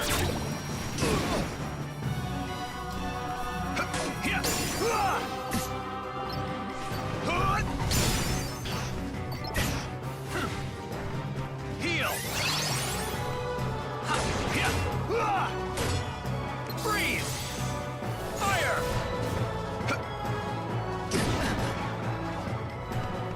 Thunder! That looked like it missed somehow. So long! Gather!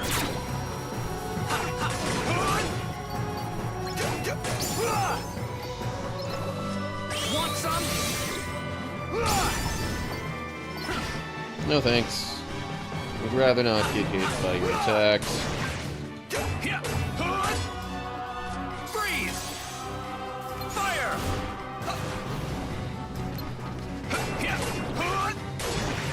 Thunder!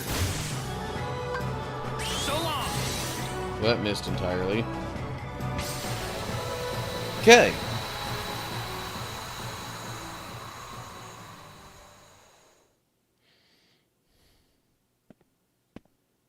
And there's Xehanort. What's Master Xehanort doing here? Maybe he found something out. Or he's consulting with Vanitas.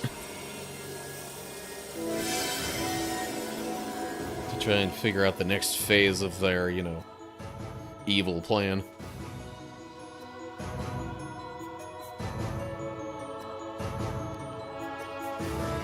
The question is, which way should I be going?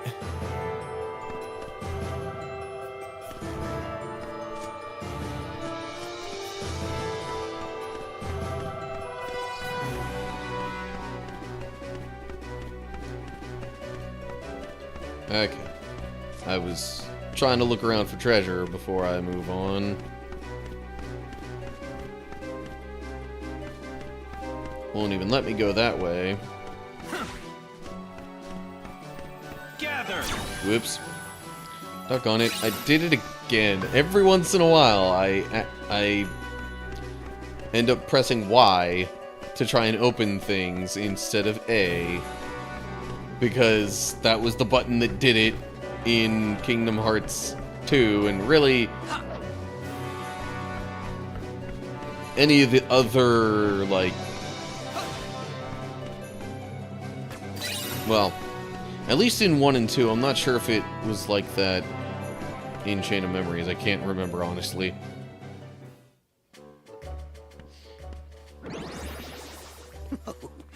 can't I ever seem to remember this address exactly?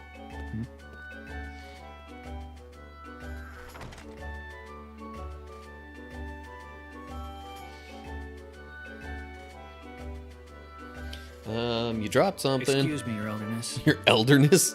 Huh? I believe you dropped this book. Did I? Oh, I'm very sad to say this isn't one of mine, but what a remarkable book it is. This unassuming volume seems to have the unusual effect of awakening one's innermost abilities. A book that makes people stronger? If it's all right, Your Elderness. Again, Your Elderness. What? The name is Merlin. I'm a powerful wizard, and I'll have you know a lot of wisdom comes with age. Anyway, as I said, the book is not mine, but I'd be happy to keep it here for you. Thank you, Merlin.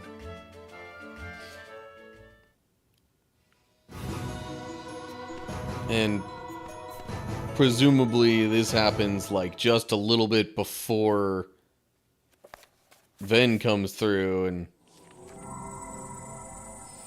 winds up talking with Merlin. Unlock command board for the 100-acre wood. Okay. And I guess that's all I get from it. Because the command board is supposed to help you with, like, leveling up abilities and stuff like that. Must be more popular than I thought. So many guests and all on the same day. Okay.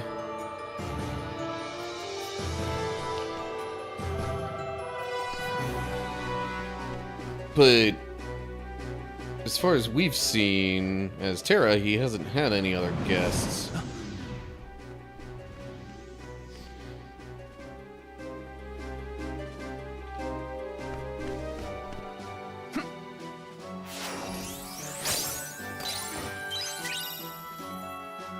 Yay, we have a map now. Seemingly no other treasures in this area.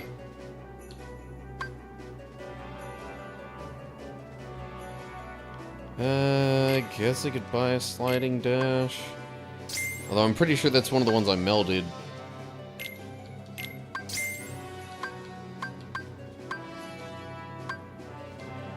Can't afford the binding strike. I can afford a blizzard.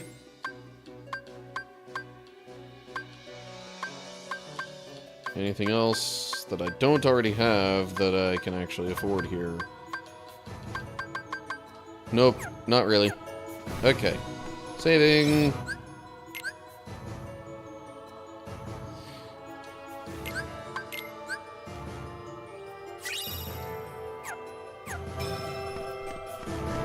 Moving along. Yeah. This area.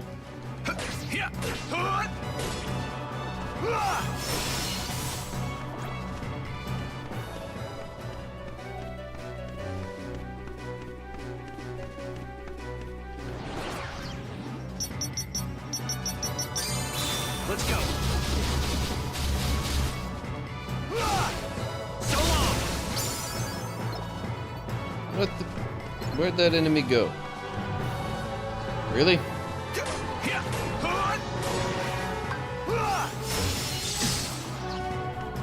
Fire! I'm not gonna be able to damage it enough before it explodes. Darn it. Oh well.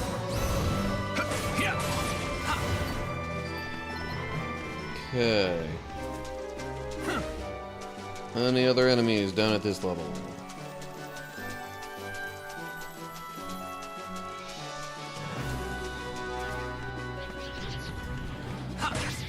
Not before my Firestorm command style runs out, apparently.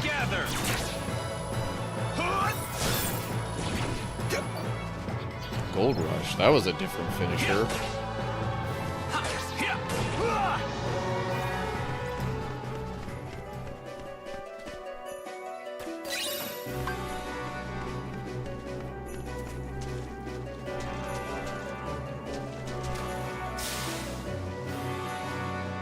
Okay.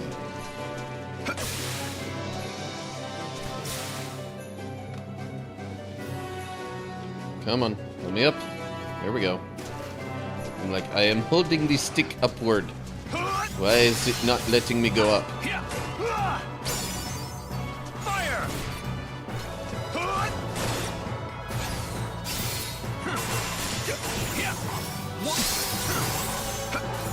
Take that!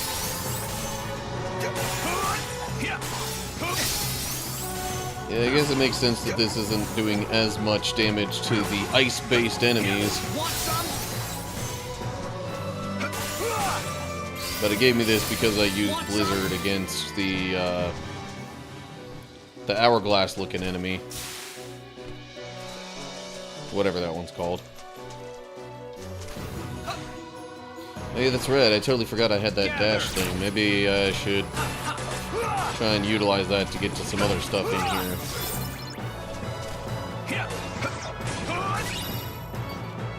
If I can. Well, that was odd.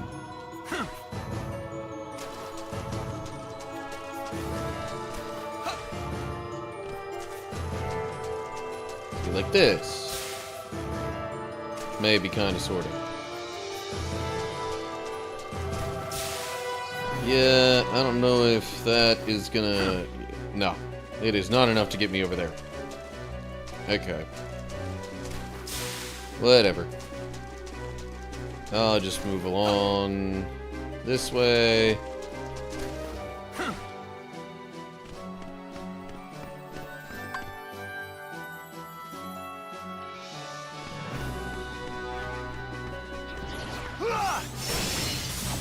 Fire!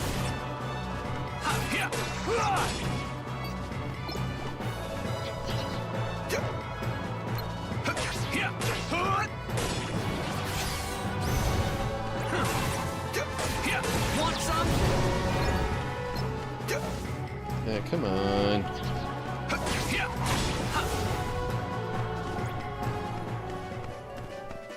Alright, no other enemies. Oh, except now there are a couple more. What? I'm like, why is it all the way up there? Treasure! Isuna!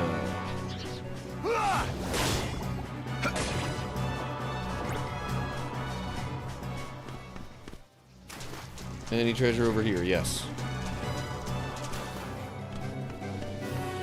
Yeah. Blackout. Okay.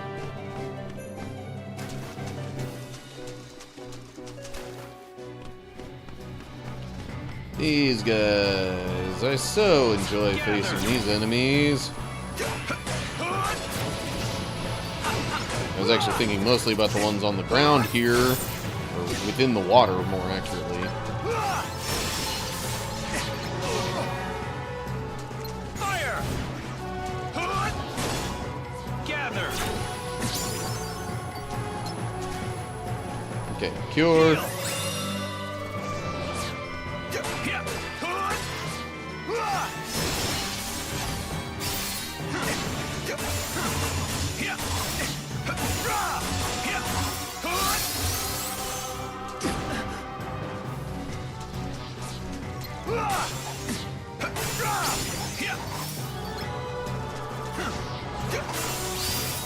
Okay. Want some?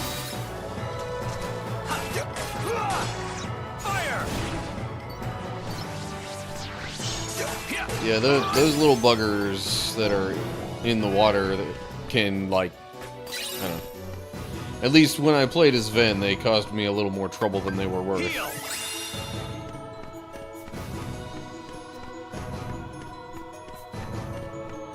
No treasure there. Okay. Next room, area, thing. And this is where the boss battle happens. Ven? Terra! Aqua! Enemy! No, they all, like, kind of combine into one thing. Kind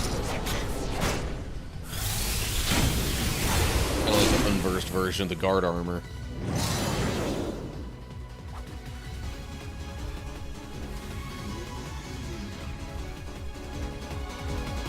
Okay. Take out the arms and legs first.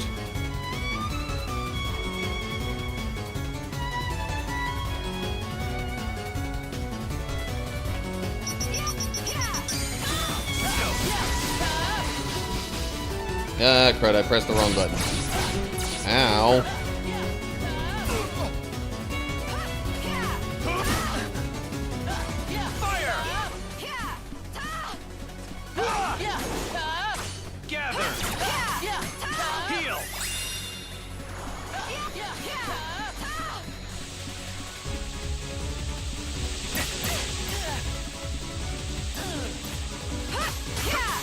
Yeah, I can't just block that, huh?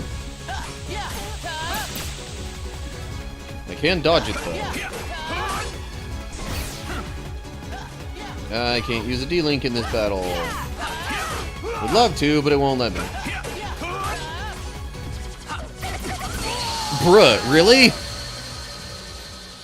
I guess just because there's, like, nothing to keep a combo from... Anyway, if I hit retry, I think that'll just bring me back here. Yeah, okay.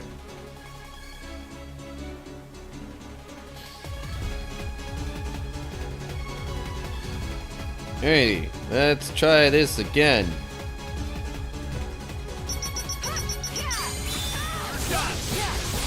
Maybe this time I'll press the right button.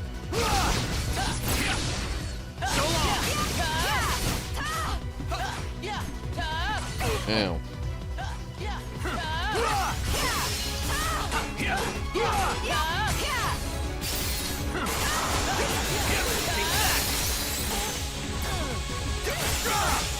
No, I was trying to dodge.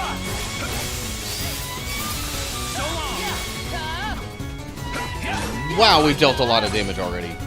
Holy cow.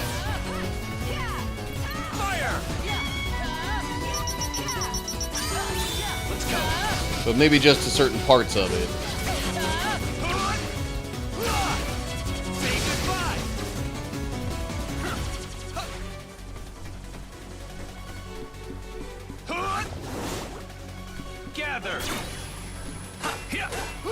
Okay, there's one part down. Or possibly another part down.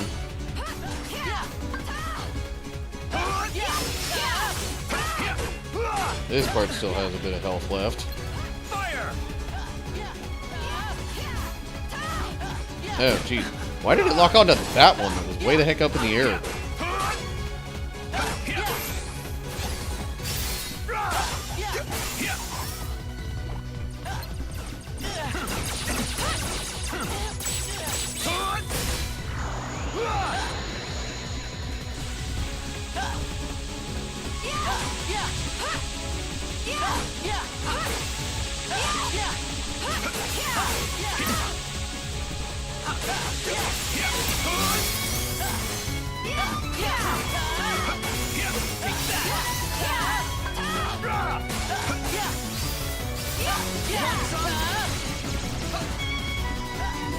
I'm gonna go ahead and heal. Seems like a pretty good idea at the moment.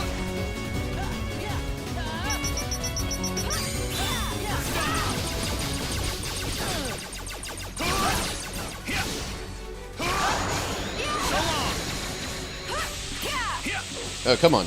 There we go. Alrighty. That definitely went better.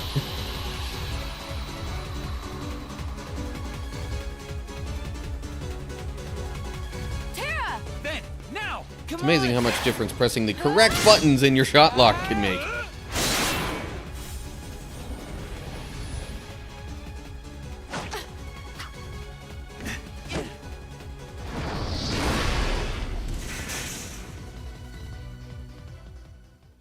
Got him. We make a good team. Sure do. Oh, yeah. I got you these tickets. For what? lifetime passes to Disney Town. He said to take 2 grown-ups. You mean us? Listen to me, Ven. We need to get you home. It's okay, Aqua. Trust me, that guy in the mask is history. I'll never badmouth Terra again. You saw the boy in the mask? Yes? Vanitas. Ven, you let Aqua take you home. No way! I want to go with you guys. You can't. We have a dangerous task ahead of us. I don't want you to get hurt. And what is this dangerous task, Terra? It doesn't sound like what the Master told you to do. It might be a different route, but I'm fighting the darkness. I'm not so sure. I've been to the same worlds as you, and I've seen what you've done. You shouldn't put yourself so close to the darkness. Listen to yourself, Aqua. Terra would You never... mean you've been spying on me? Is that what he said to do? There's only one Master's world where orders. Terra actually It was only- did anything, like, bad, I would say. I get it. But I will, I guess, Terra, agree just stay in a put. slightly different way I'm on my that, own now. All right? you know, he has been putting himself close to Terra, darkness. Please, listen. The Master has no reason to distrust you, really. He was just worried.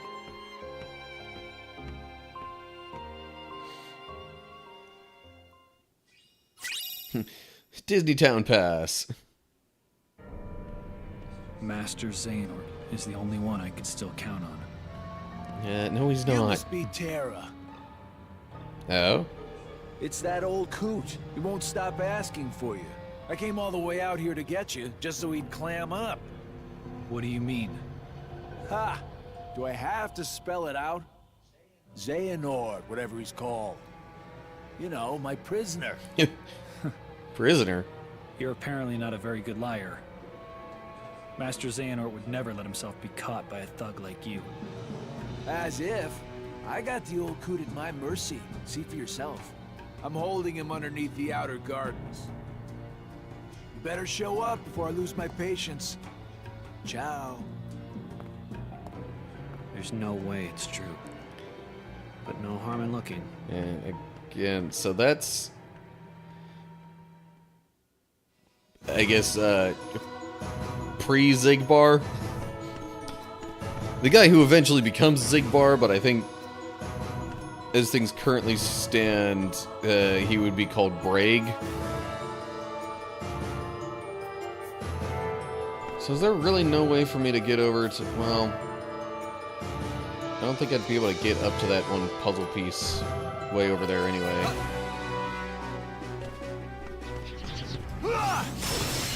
Fire!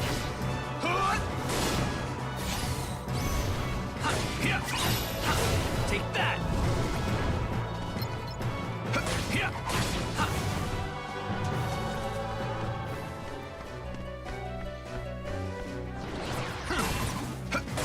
Alright, so I guess that word from Braig is what causes Terra to end up going to the Outer Gardens, where Ven eventually finds him, I think.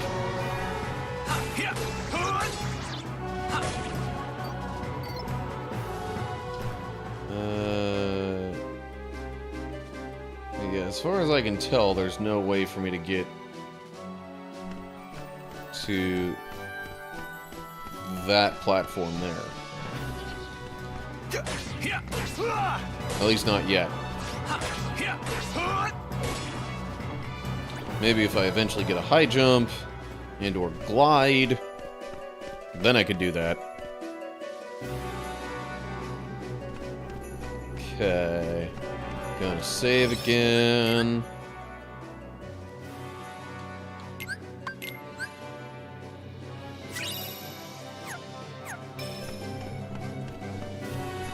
It's still really unclear how Braig ties into this exactly.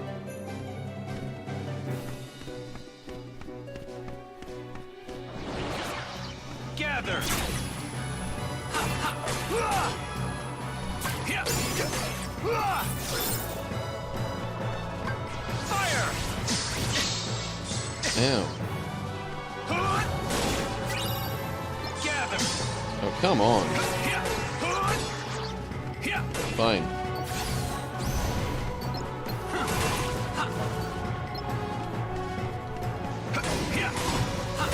Want some?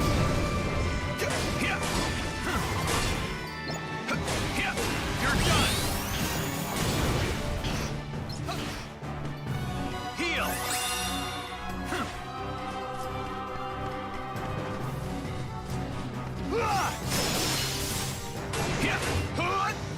Well, I can't do anything to that enemy now.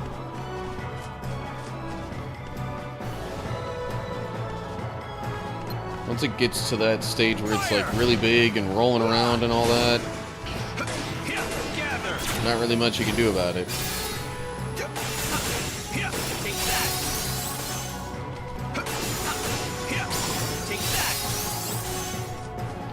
You know, except for run away and don't get hit by it.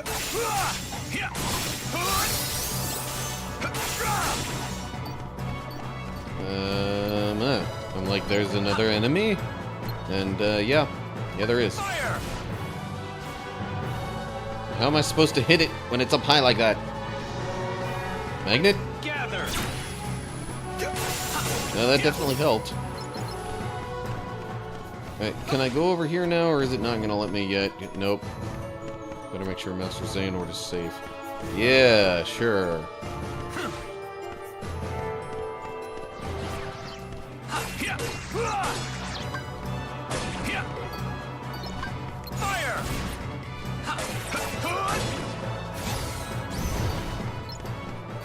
I mean, I guess Terra is more like just double checking, even though he doesn't think Xehanort's actually in any danger. One of those things where if you run a risk assessment, it's like, yeah, it's probably worth checking out, even if it seems unlikely. Just because if it is the case, then there might be some big trouble on our hands.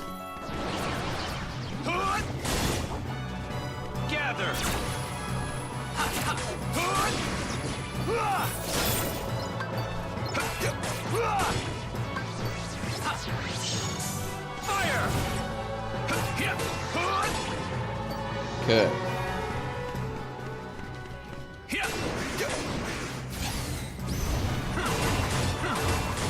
Jeez, really? That didn't take much. Take that.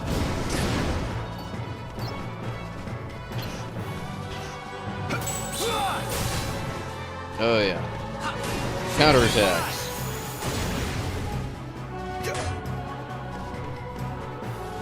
Alright, well, I'm not gonna bother with you anymore, because you're just gonna explode.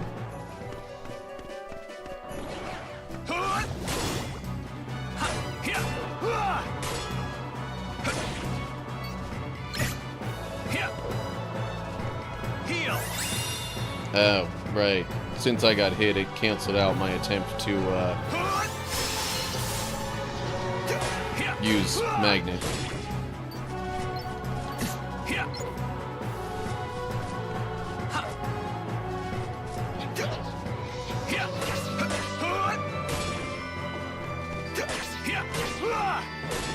Okay.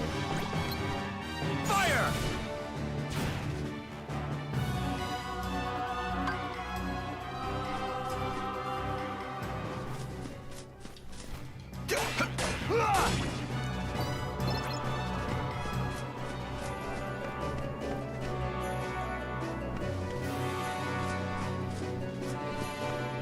Just trying to make sure I stayed on the lookout for treasure.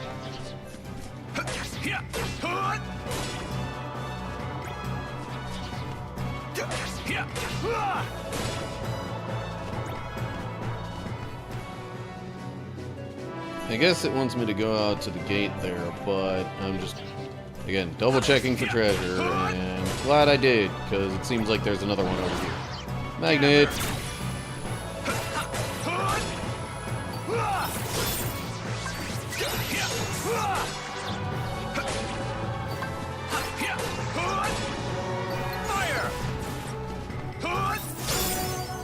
Kablam.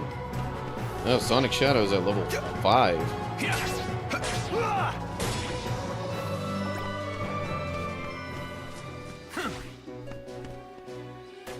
Didn't realize that shot lock could go that high.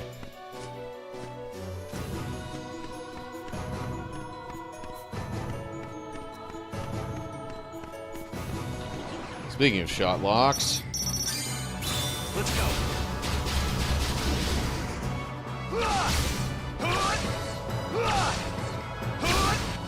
So long. well, that didn't work. Fire. Gather.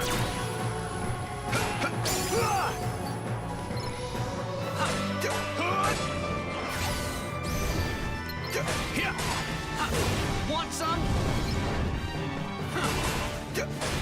Want some? Okay. I think that'll do it for the enemies in this area.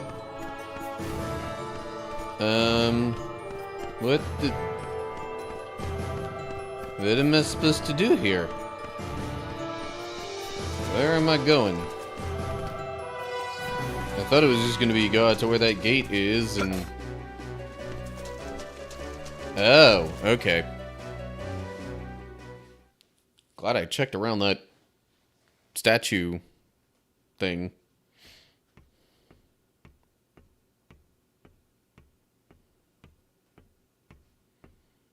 I don't think that was even an option when I played as Ven. It makes me wonder if I should double check it though.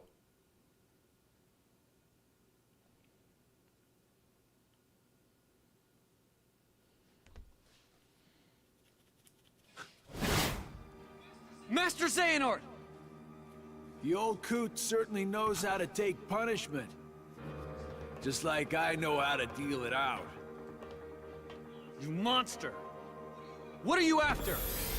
That thing right there. It's called the Keyblade, isn't it? Yep. Seems like these days everybody's got one of those. Even Grandpa there. When I nabbed him, he told me all about it. What a weapon like that can do. How could I not want one? Well, you'll find they're picky about their owners. If I heard the old guy right, you're what they call Keyblade Master material. So if I defeat you, that makes me the real Keyslinger. If you catch my drift. Not the most polite way to go about it. But what can you do? One more step and the coot goes boom. You think I'm gonna fight fair? As if. That key's too powerful for us to go mano a mano.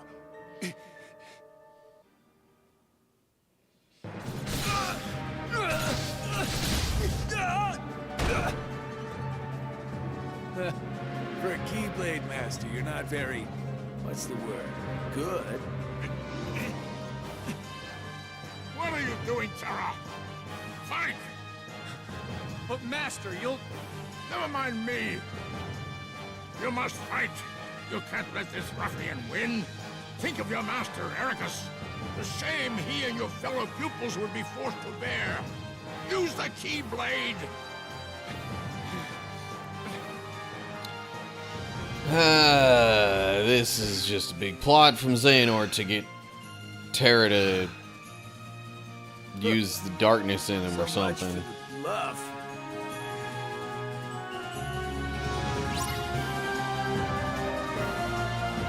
Defeat the Mystery Man Brig. It officially names him there. Okay. Oh, geez, really?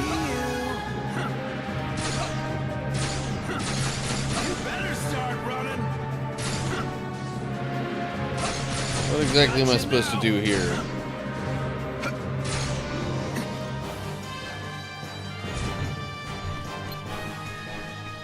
I can use the D-Link. Interesting. Okay, but I really shouldn't. Not yet. Okay.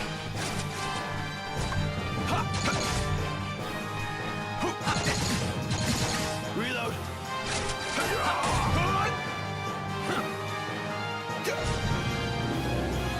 Oh, jeez. I don't think I'll be able to block that.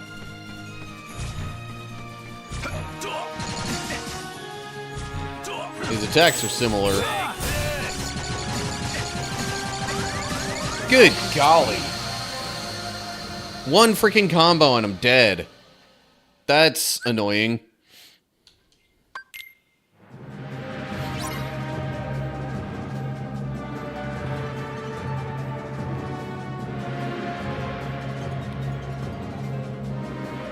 Alright, let me see if I can handle this first part any different. Okay, I can block those. Gotcha now.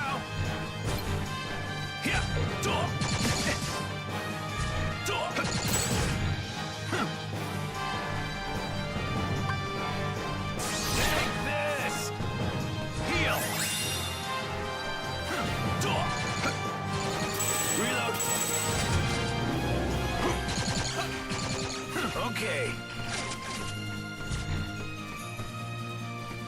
Come on. See, like that, right there. I can see you. Gotcha now. Heal.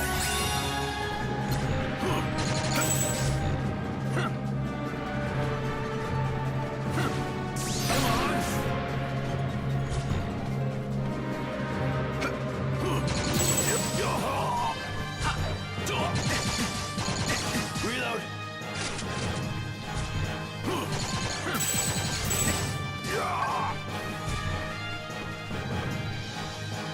Take this. Okay, as long as I block the first part of that. I can see you. So I just have to really be on the lookout for opportunities to block. Okay. Reload.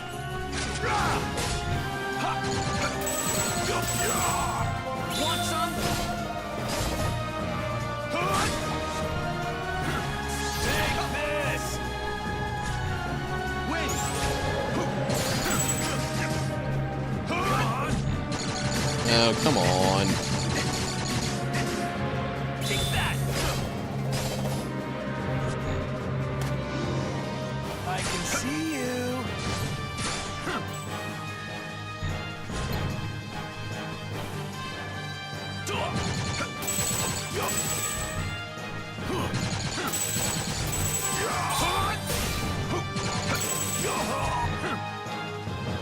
Want some?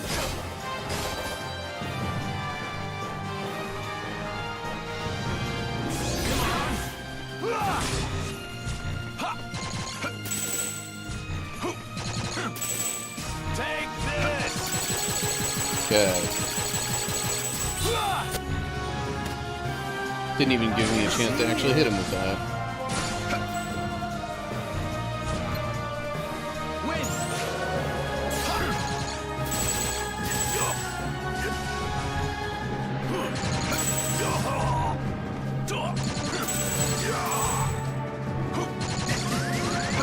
Okay. I need to heal.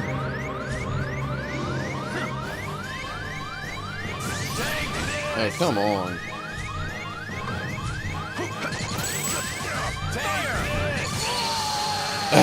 Okay. Note to self. Delinking with Ventus. Not a great idea.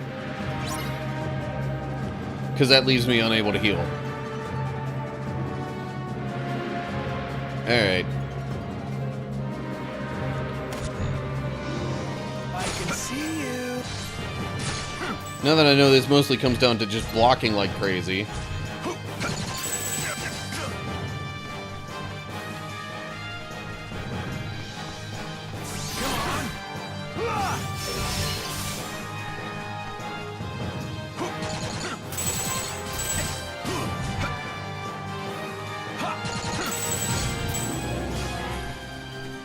Fire! Come on!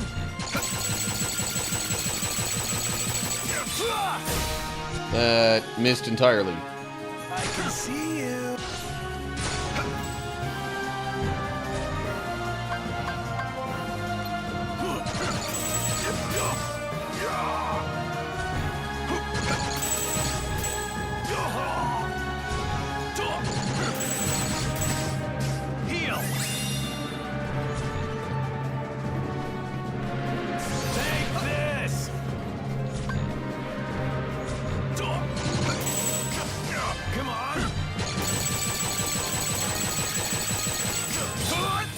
So yeah, that just misses every time.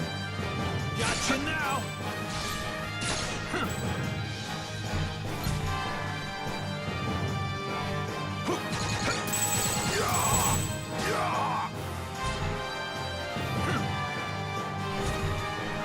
Fire! Come on. Oh, food.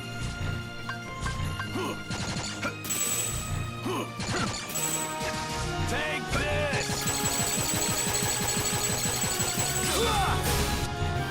That time he was close enough that maybe the counter would have hit.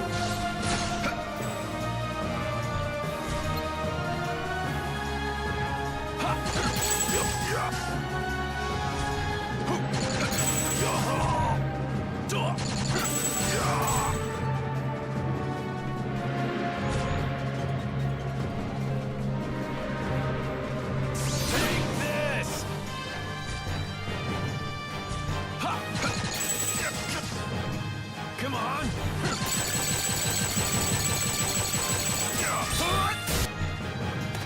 Every time.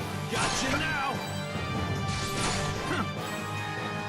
I try to hit him with the counterattack and he just either is too far away or he just, you know, moves himself up to high ground.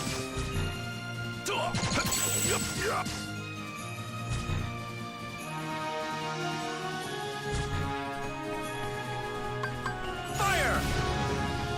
Come on. Take this. Oh, come on.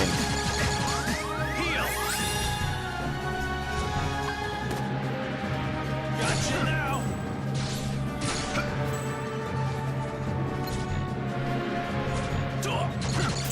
And there we go, yeah. It was really just a matter of, okay, be patient and block everything.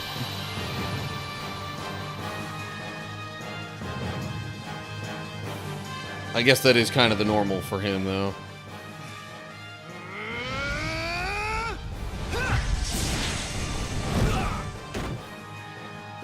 And there's the explanation for how he gets the scar.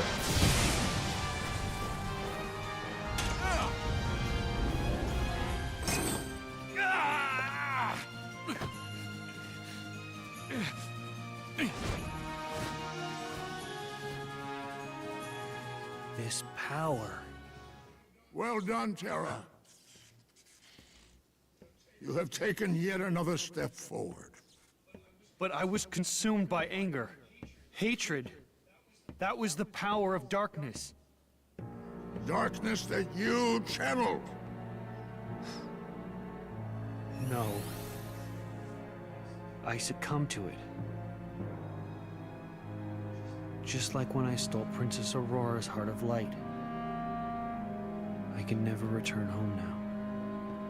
I'm a failure. Then don't. You could be my pupil. Master Ericus, you see, is so afraid of darkness that he too has succumbed. Not to darkness, but to light. It shines so bright, he forgets that light begets darkness. And Aqua and Ventus, their lights shine too bright.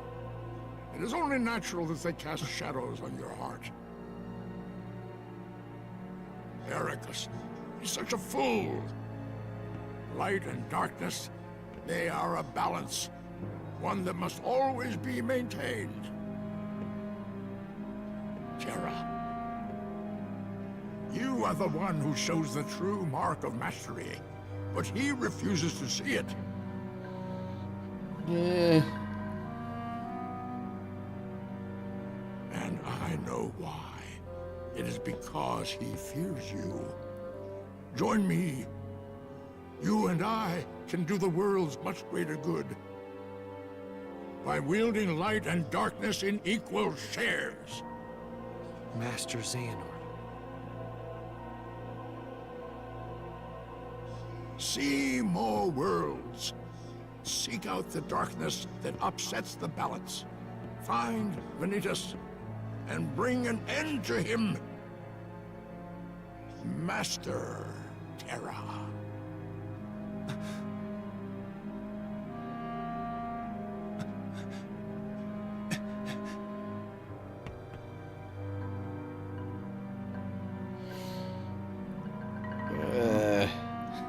like, there was a little truth to what he said about the whole balancing light and darkness thing, at least within the, you know, within the lore of this world and whatnot, or at least universe, I should say.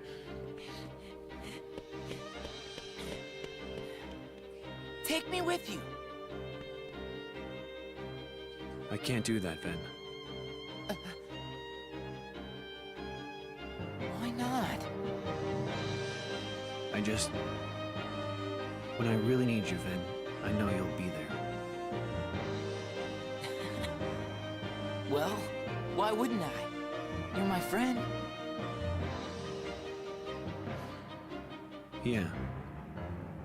You're right. Thanks, Ven.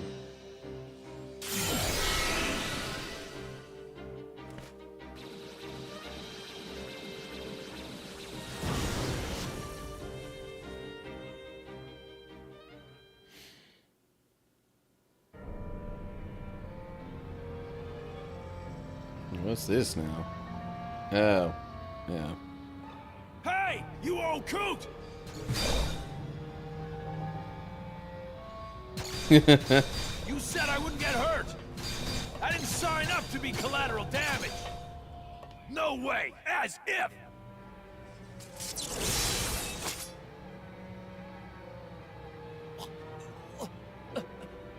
Okay, fine. Just put that down. You still need me. You still need me to do something, right? And all I'm asking is that you hold up your end of the bargain. I mean, what's a little scratch on my face, huh? All things considered. I'm just lucky you didn't steal my heart like Princess whatever it was.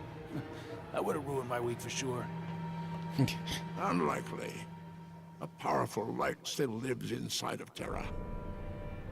You see, people like him, they don't have the power to steal hearts. So wait, you mean he's not the one who stole her heart?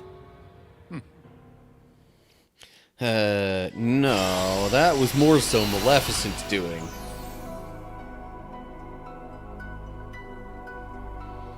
Alright, so now we got Disney Town, Olympus, and I think they just called it Deep Space. All accessible. Alrighty, so Disney Town's a level 5. Olympus is level 5. Deep Space is level 6. So I think perhaps similar to how I did things with Ven, I might go to Disney Town next. But I think this particular episode has gone on long enough. So whether I end up doing Disney Town or Olympus next, that'll be next time. Let me have a look-see at some of my stuff here. Haven't actually gotten any new stickers, although there are some that are available within worlds I have visited. Still missing some treasures in Radiant Garden as well. Right, Trinity Armor was the one that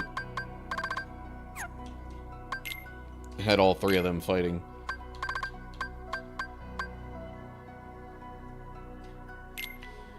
Steersman, who's up to something behind the scenes. He and Master Xehanort have an understanding. Bragg staged the Master's kidnapping to draw the darkness out of Terra. Yeah, that was what I assumed at the outset of that whole situation. Once I saw that Xehanort was actually like chained up there.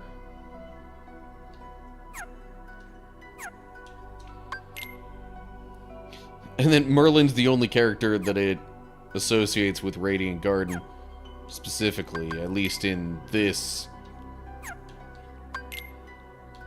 part of the story. You know, at least from Terra's perspective. Okay. New command style unlocked. Rock Breaker. Activates when you are already using a command style and follow with edge attacks like Stun Edge, Mine attacks like Mine Shield, or Brutal Blast. Interesting.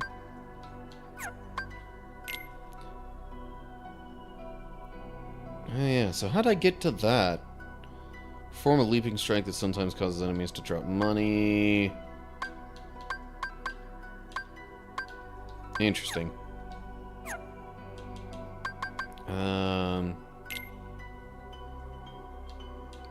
No new Keyblades.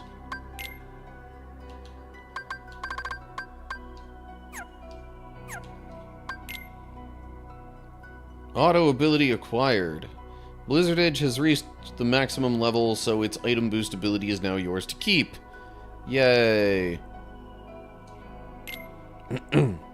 Oh, and I can equip another battle command. Okay, first though, let me use the Thunderstorm Shotlock first, and then. All right, so what to do here? I'm gonna do Fire Dash, then replace Fire with I have a lot of blizzards, apparently. Let's put a blizzard in there. Poison Edge. I will replace with Sliding Dash. Magnet with... I could try Blackout. Blind surrounding enemies to stop them from attacking in your direction. Cure I'm gonna keep there. Unless I have another cure that I can level up. Okay. Then Isuna just recovers from negative status effects.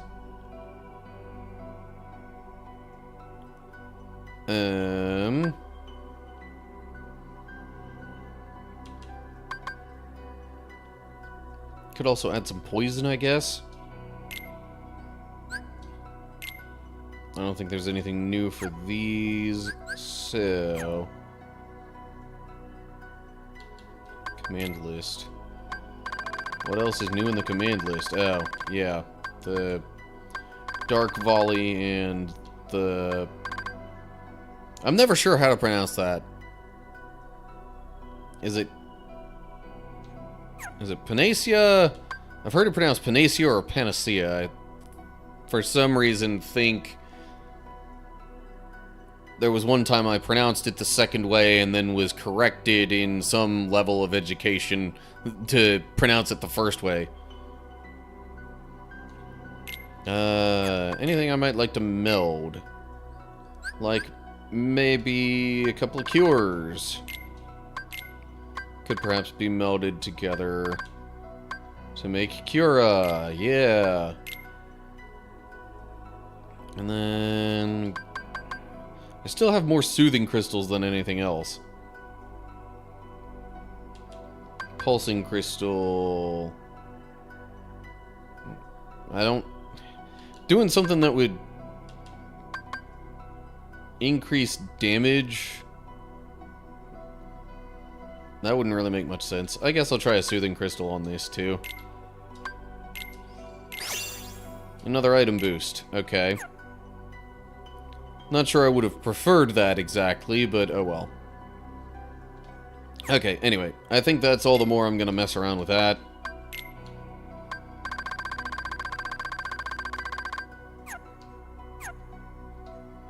Okay, let me just save. And then I'm getting kind of hungry. It's about time for lunch for me.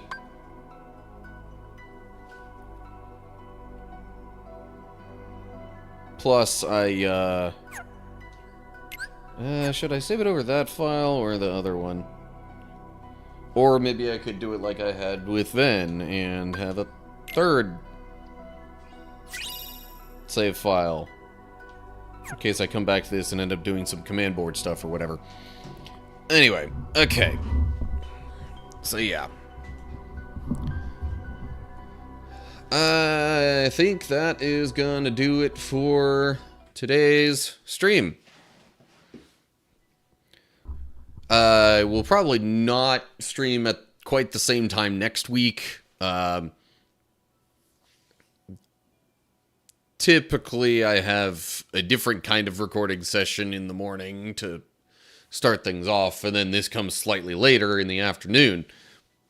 But my usual morning thing was not happening today, so I figured, hey, let me get the live stream out of the way early. Will give me some time, and then I don't have to worry about bumping up against the doctor's appointment that I have later today. So yeah, anyway. All I have to say, next week, look out for it to be a little bit later. Okay, just trying to figure out a raid target for Twitch. But otherwise, that's pretty much gonna do it for me. So, I hope you're all doing well. Hopefully, I will see y'all soon. I will also be streaming Saturday, kind of more evening time frame, probably. Unless I get a job that quickly, and that alters my schedule in some unexpected way. But, for now, that's the plan. Alrighty. So, like I said, hopefully I'll be able to see y'all sometime soon. But whatever ends up being the case, feel free to check out YouTube videos in the meantime. If you missed any of this stuff that I'm doing and you're interested in it, that can catch you up on at least most of what I've done up to this point. Still got kind of 2 weeks of backlog buffer area. But anyway, whatever you end up doing in between, until the next time I see you, stay cool, everybody.